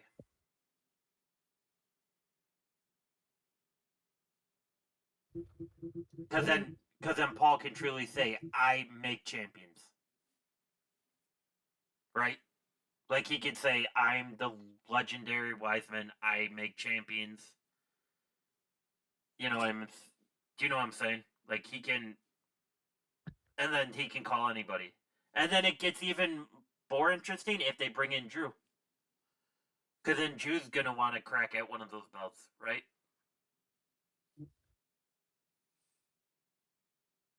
Yeah, I You mean, would there's think so so. many Like right, different. There's a long line of people who are going to be looking, like to go back that road, and that's not even counting Roman and Punk. Like, yeah. Which like what? So backlash. Do you think we get a Roman Punk versus Braun and Seth tag match? yeah, the more I was thinking about it, I was waiting until we got to it. Like now, I'm like making this card. I think we're getting. Well, we didn't talk about it with who attacked John Cena, so Oh obviously, yeah.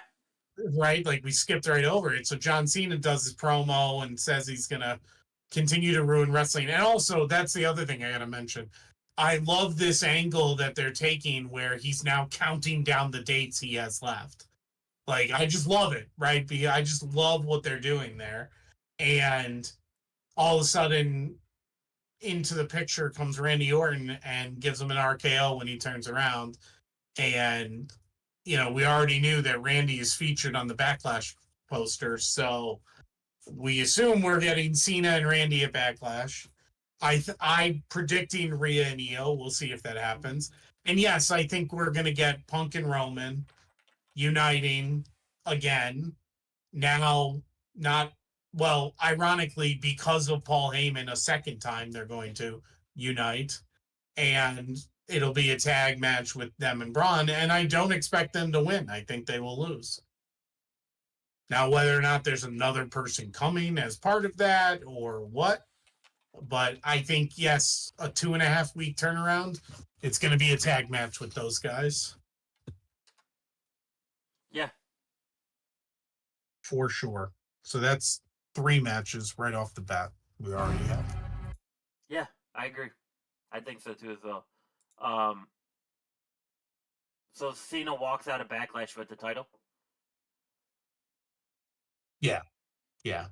Do you I don't do you think they think have it's them drop it. another type of match where he needs Travis Scott or somebody to beat Orton, or do you think he just flat out beats Orton?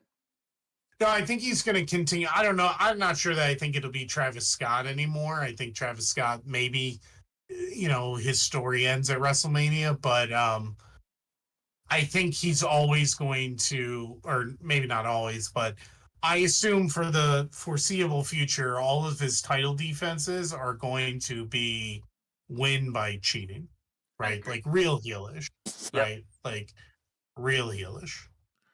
I agree. Um, yeah. So I definitely don't see him dropping it that soon. And there's going to be some sort of shenanigan for sure.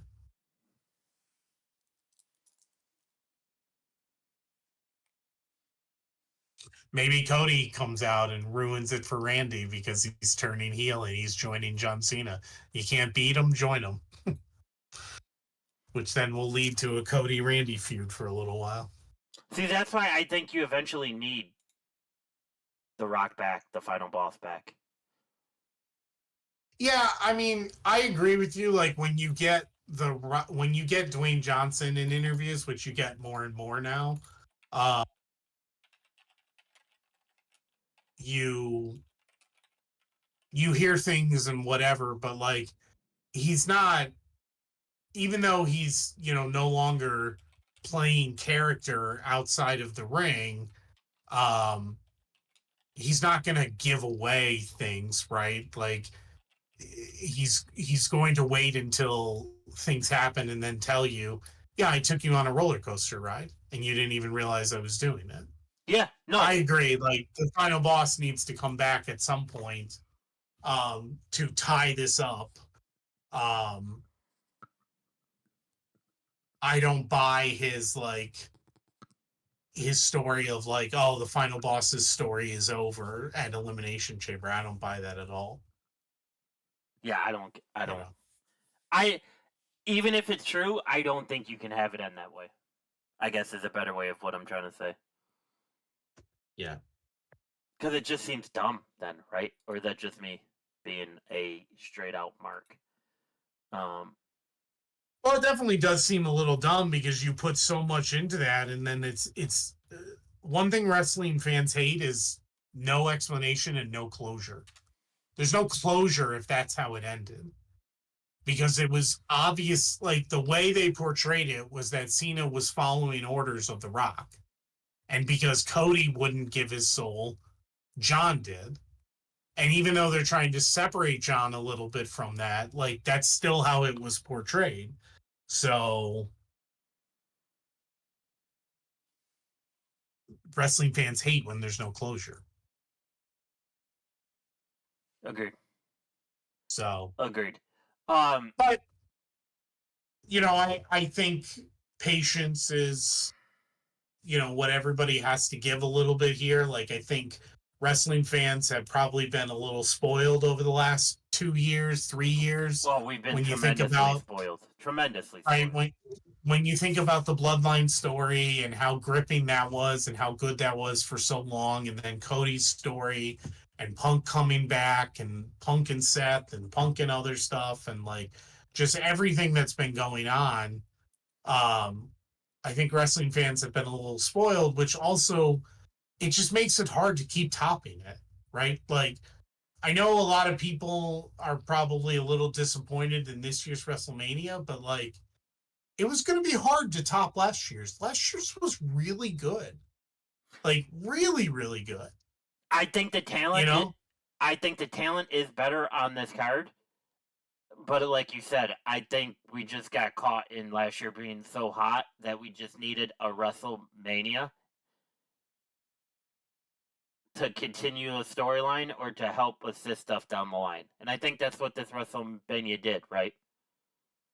Like I Yeah. just and it did its point then. I mean, you still got the fan expo, you still got the big comeback of Becky, you still got to see like NXT people, you still got all that involved.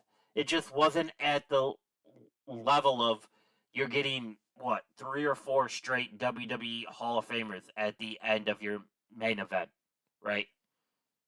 Yeah, I mean, last year we got, I'm just looking at it now. Last year we got Rhea and Becky, and Rhea won, Yep. right? Retained.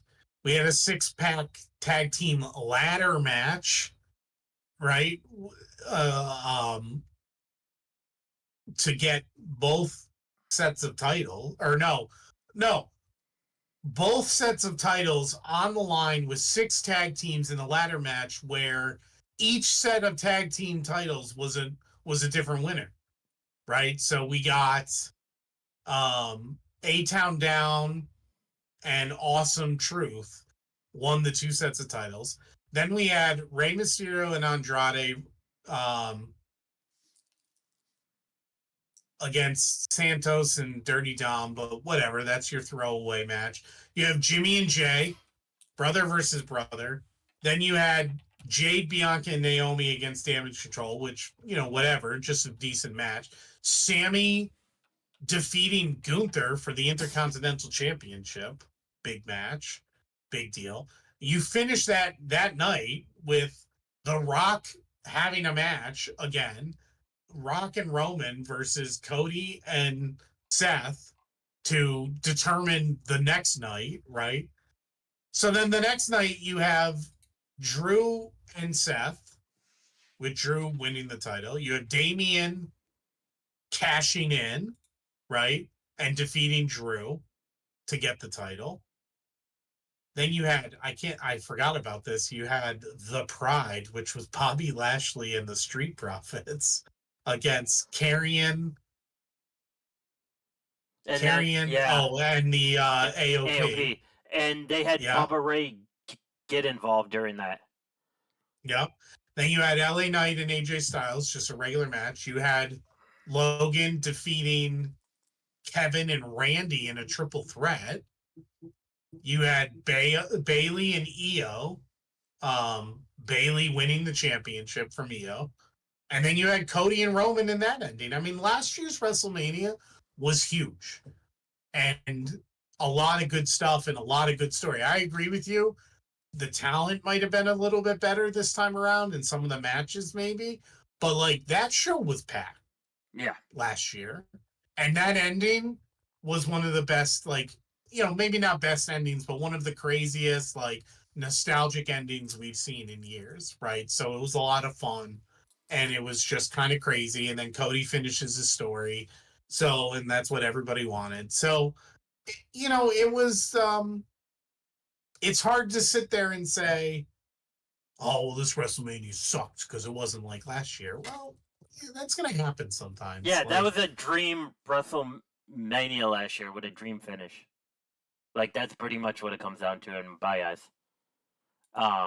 You know what I'm saying? Like I agree, and I mean, play on words, but I'm sure intended. It was WrestleMania XL last year, like extra large WrestleMania, right? Like, that's like a good point. they played into that for sure.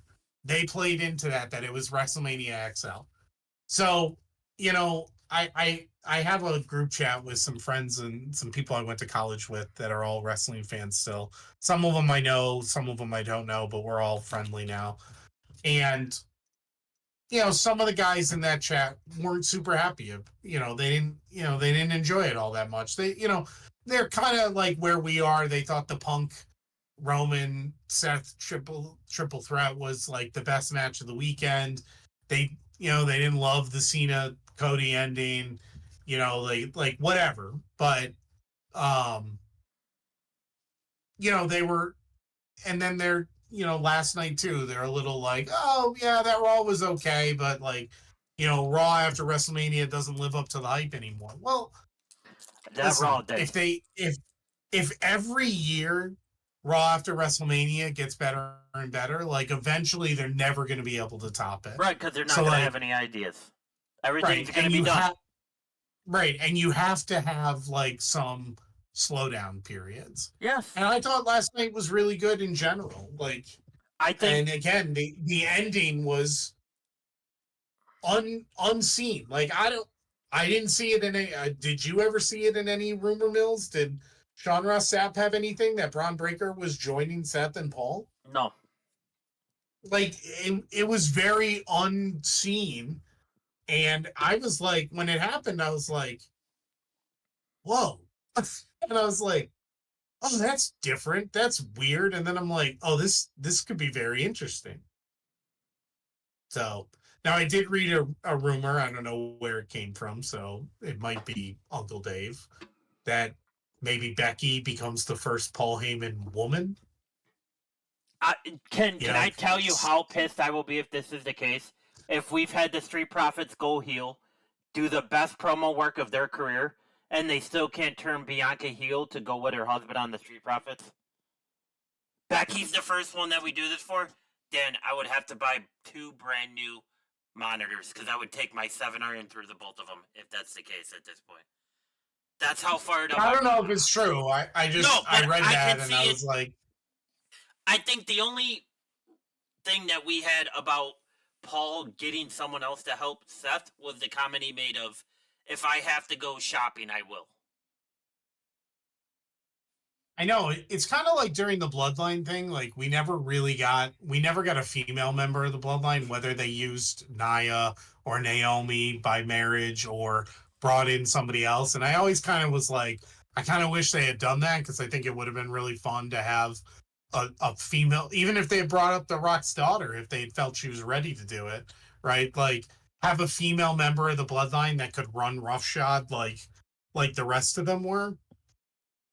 So like I agree with you. I'd love to see Bianca do it too, or somebody do it where they have like a heel that has the kind of like men's heel and like whether they pair them with Paul or And that's something not like Becky. that. I think it'd be Becky's not no, the men's heel. no, I don't think it is either, but obviously she's going heel, so Yeah. maybe they should do it with Bailey. Maybe Make her the Paul Heyman woman. Becky can jump on Rory McIlroy's flight and just go back home, and then that's just what I meant with this whole thing because then we're getting to the point where we're killing others wrestlers' chances because this person just came back. And then you're gonna get the same reaction you got with the fans in Charlotte with the fans in Becky eventually. Right? Like you can't feed into that all the time. Like if that's something you just did with Charlotte, then you just do it with Charlotte. Like you don't do it with anything else.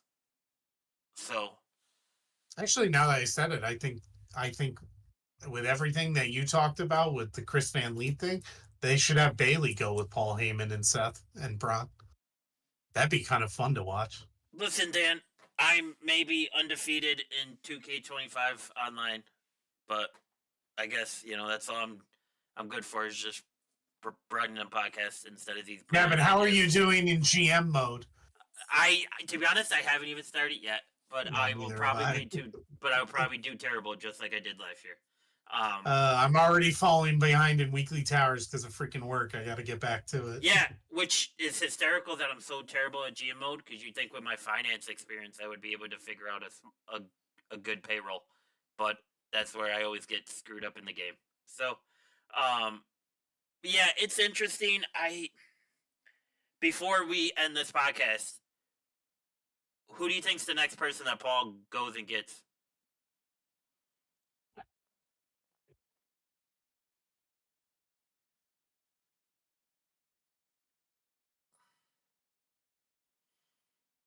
Oh, no. I'd like to be see it be somebody we just wouldn't expect. I don't have, I guess, a good answer because I wasn't expecting Braun Breaker and like I kind of just want to see it be somebody else that like we just kind of sit there and go, oh, I didn't see that one coming. You know, like your thing about Drew could make sense, but like I don't want it to make sense right away, right? Like I want it to not make sense right Right. away. And then we got to figure it out. Right. Agreed. You know, right? Like, um, yeah, I don't know. Maybe somebody from NXT, honestly, do it as part of like maybe a little bit of a whether it's a call up, you want to call it that, or just like whatever. Maybe pick somebody from NXT. I don't know who. I'm just saying, like, you know, Yeah. I mean, don't forget, this kind of feels like the dangerous alliance that Paul Heyman had back in the day, right? So it's like, yeah. I don't know. You think there's a chance that Aleister Black's the next guy?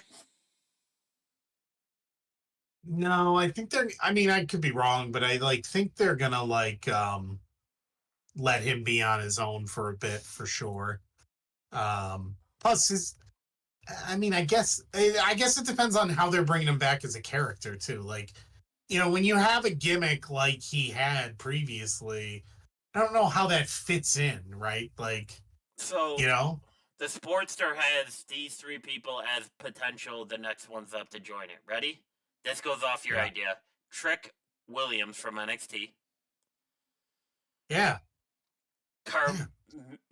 Carmelo Hayes. I can see that too because he brings a different style than Seth and Braun, right? Like Trick and Braun are gonna have similar They're very styles, close, yes. right? Like, And so you kind of need to expand your style too. and then here you go. Ricky Saints. This is how he debuts. Oh, see, I like that. I like that a lot. Something like that, yeah, I like that a lot. And then another one to save this guy's career, Austin Theory. I don't like Austin Theory. I don't like Austin Theory either, but unless I mean, they would have to completely rebrand him. But maybe in a rebranding they could do that. But But I I'd think rather he has to see go any of the other guys. away for a while first before that can be happening. Yeah, and he certainly has to ditch Grayson Waller. Yeah, So, yeah, um, yeah, I mean,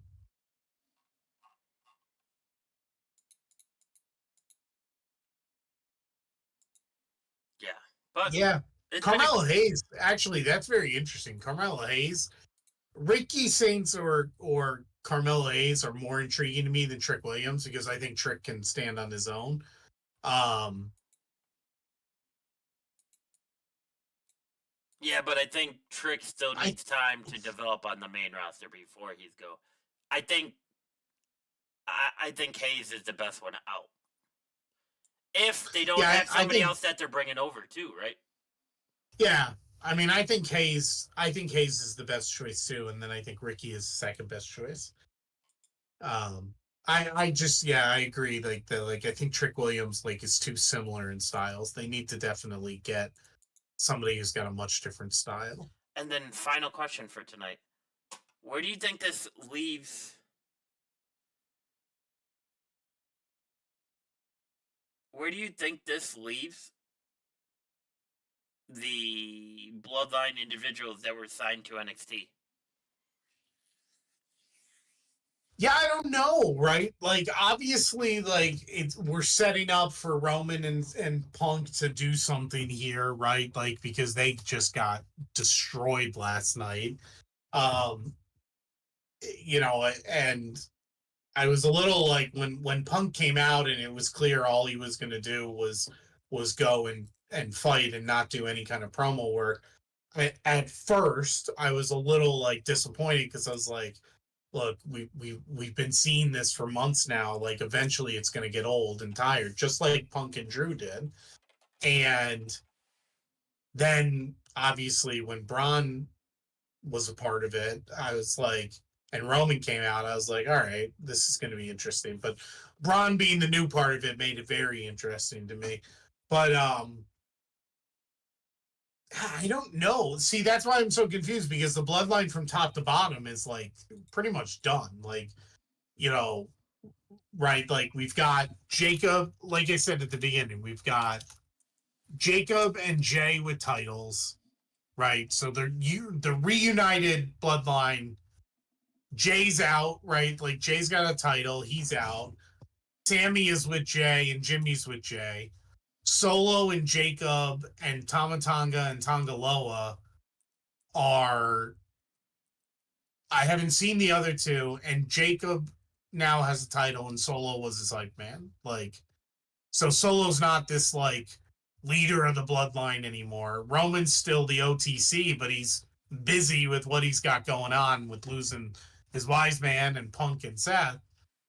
So I don't know what's happening to that. Like, is the story over? Or like will they just put it on ice for a while?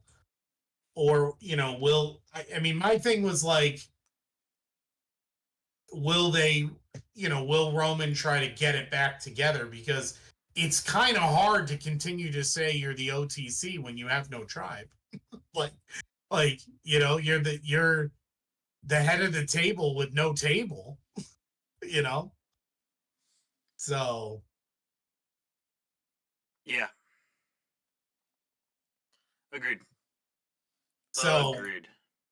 I don't know what they're going to do there. Like, like I said, maybe Solo turns on Jacob. So they're going to do that for a little bit. Maybe, you know, obviously, like I said, Jay and Roman have their own distractions for now. Jimmy is not a main event guy and a singles player for the most part. Sammy might turn on Jay, I think. So, um, yeah, maybe they just put it on ice for a little bit and eventually they get back to Roman maybe trying to rebuild it. I don't know. It's hard because it's like you're never gonna recreate the magic you had with it originally. You know, it's like every time they tried to resurrect the NWO, it just didn't work. You know, Yeah, it died, right? Because it felt like it was a copycat rather than like you're witnessing greatness. right? Like it's never right. Like sequels and reruns are never right. Sequels are never as good as the first, right? Yeah, So the except for Bloodline. any of the John Wicks, because they're all great and they're all masterpieces because he kills everybody for screwing his dog. So. Okay. So yes, but I mean in general, sequels Yeah. are never as good. And like we saw that like when they tried to resurrect the NWO in WWE with Nash and Hall and Hogan, it No, just wasn't fun. fell flat. It was cool for nostalgia for a minute, and then it was like this sucks, And like the copycats of it,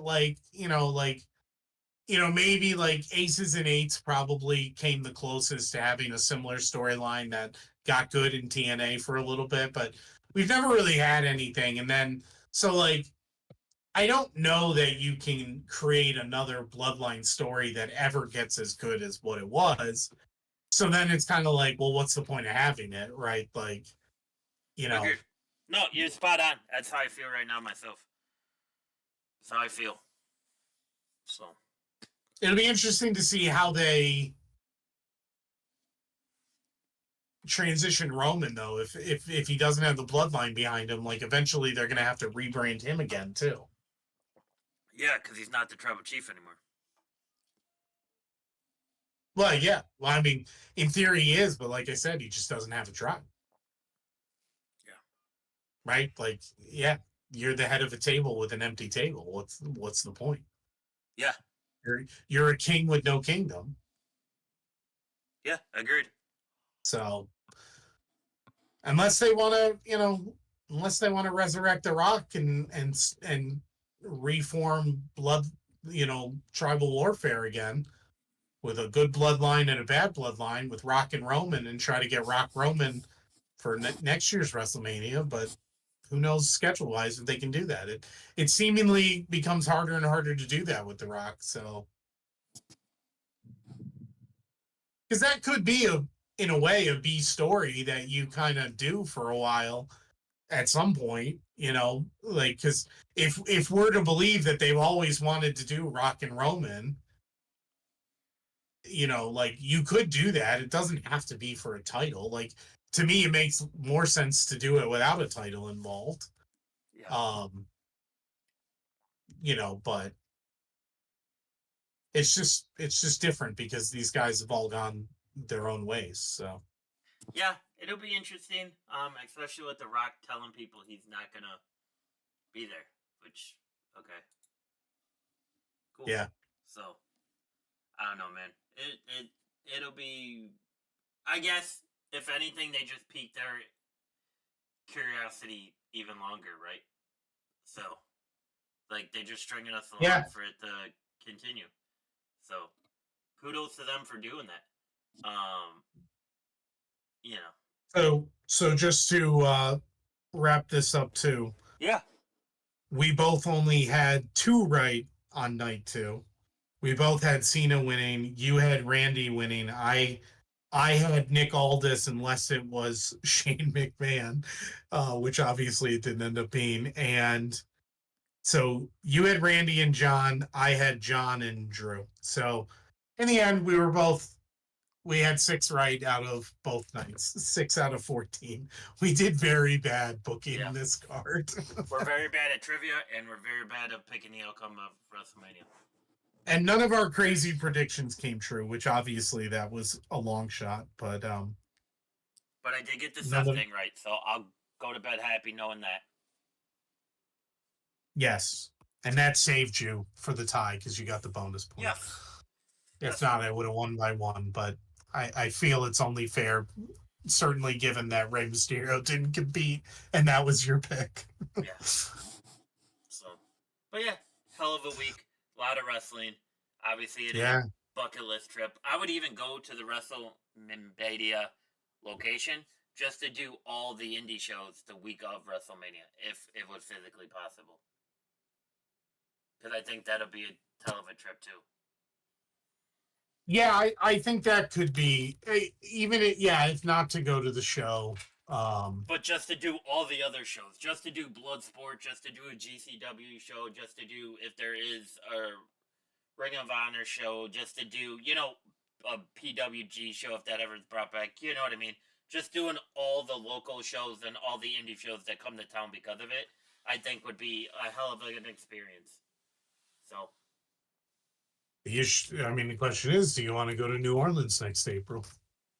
Uh, we already know one person that said he is going because he has a work connection down there. So we could go and just hang out. We could also see if we could just buy tickets for super cheap right as the event starts and I walk was in. watching one guy's vlog. He got it for $220, and he Where got do you sit? to. He said he had to take 4 escalators to the top, 3 or 4 escalators to the top. Jesus. Yeah, that was Yeah, the 220 okay. seat. Yeah, I mean, for 220, I mean, my thing is like we said it. We saw some pictures from like the back row, and it's like, what's even the point other than to say you were there? right. But Because you don't even have a great view of the jumbotron at that point. no, Right? no. Like even But the for 200, jumbotron looks fuzzy. for $200 maybe, because if nothing else, maybe you can sneak down and get a little bit closer in some open seats or something. I don't know. But my one buddy from college did that once where he went and he just sat outside and he missed like the first two matches and then he got it. That was back when it was still one night, so it was a long ass show. He missed like the first two matches. I forget which one it was. It might have been the last single night show So the ever. Tampa Bay one. Yeah, it might have been Tampa Bay or maybe New Orleans before that when it was one night. And he just waited and just kept refreshing like StubHub and Ticketmaster resales and I forget what he paid. He paid like $700. I think he still paid like 600 or 700, but he was on the floor. Like way in the back on the floor, but he was on the floor. That's So cool. That's cool. yeah, so That's worth it. so he walked in and saw the rest of the card, Um so yeah. Yeah, I'll take it. I will take it. But yeah, hell of a week. Still on the bucket list, but we'll have to see how that plays. Until next week, how's your calendar looking for? We might be pushed back a few days the following week. No, that is the what, 28th? 29th, 28th, 29th. Yeah, so we'll be able to fit that in before baby number 2 tags itself in, and then go from there. Yeah, before you have the first intergender tag team. Hell yeah, coming for all the titles. Coming for all Your the titles, Dan. your own little bloodline that you're creating. Hell yeah, Bob. I'm creating a bunch of savages. That's what it is, bunch of savages. But until then, follow us on Instagram, Blue Sky, Botch Wrestling Podcast on both. Go back and watch NXT if you did not. The Stand and Deliver, which I still call Takeover, and I feel bad for calling it Takeover, but it's Stand and Deliver now. Watching NXT Stand and Deliver, I gotta tell you, the future of wrestling is bright as hell. Just based on what they got going on in that show. That was great. Rewatch that if you can. Go watch Rewatch Raw. That was also great. There's just so much to watch. TNA's been great. Go watch AEW. I heard a couple of their storylines I've been picking up. So we're in the golden age again, Dan. It feels like wrestling's hitting for everybody at the same time again. And we've always discussed how great that feels. So until then, like, comment, subscribe, share with your friends. It'll do us a huge favor. Just giving us a like on YouTube so it boosts us in the algorithm. And we will see y'all next week, Monday. Until then, adios, folks.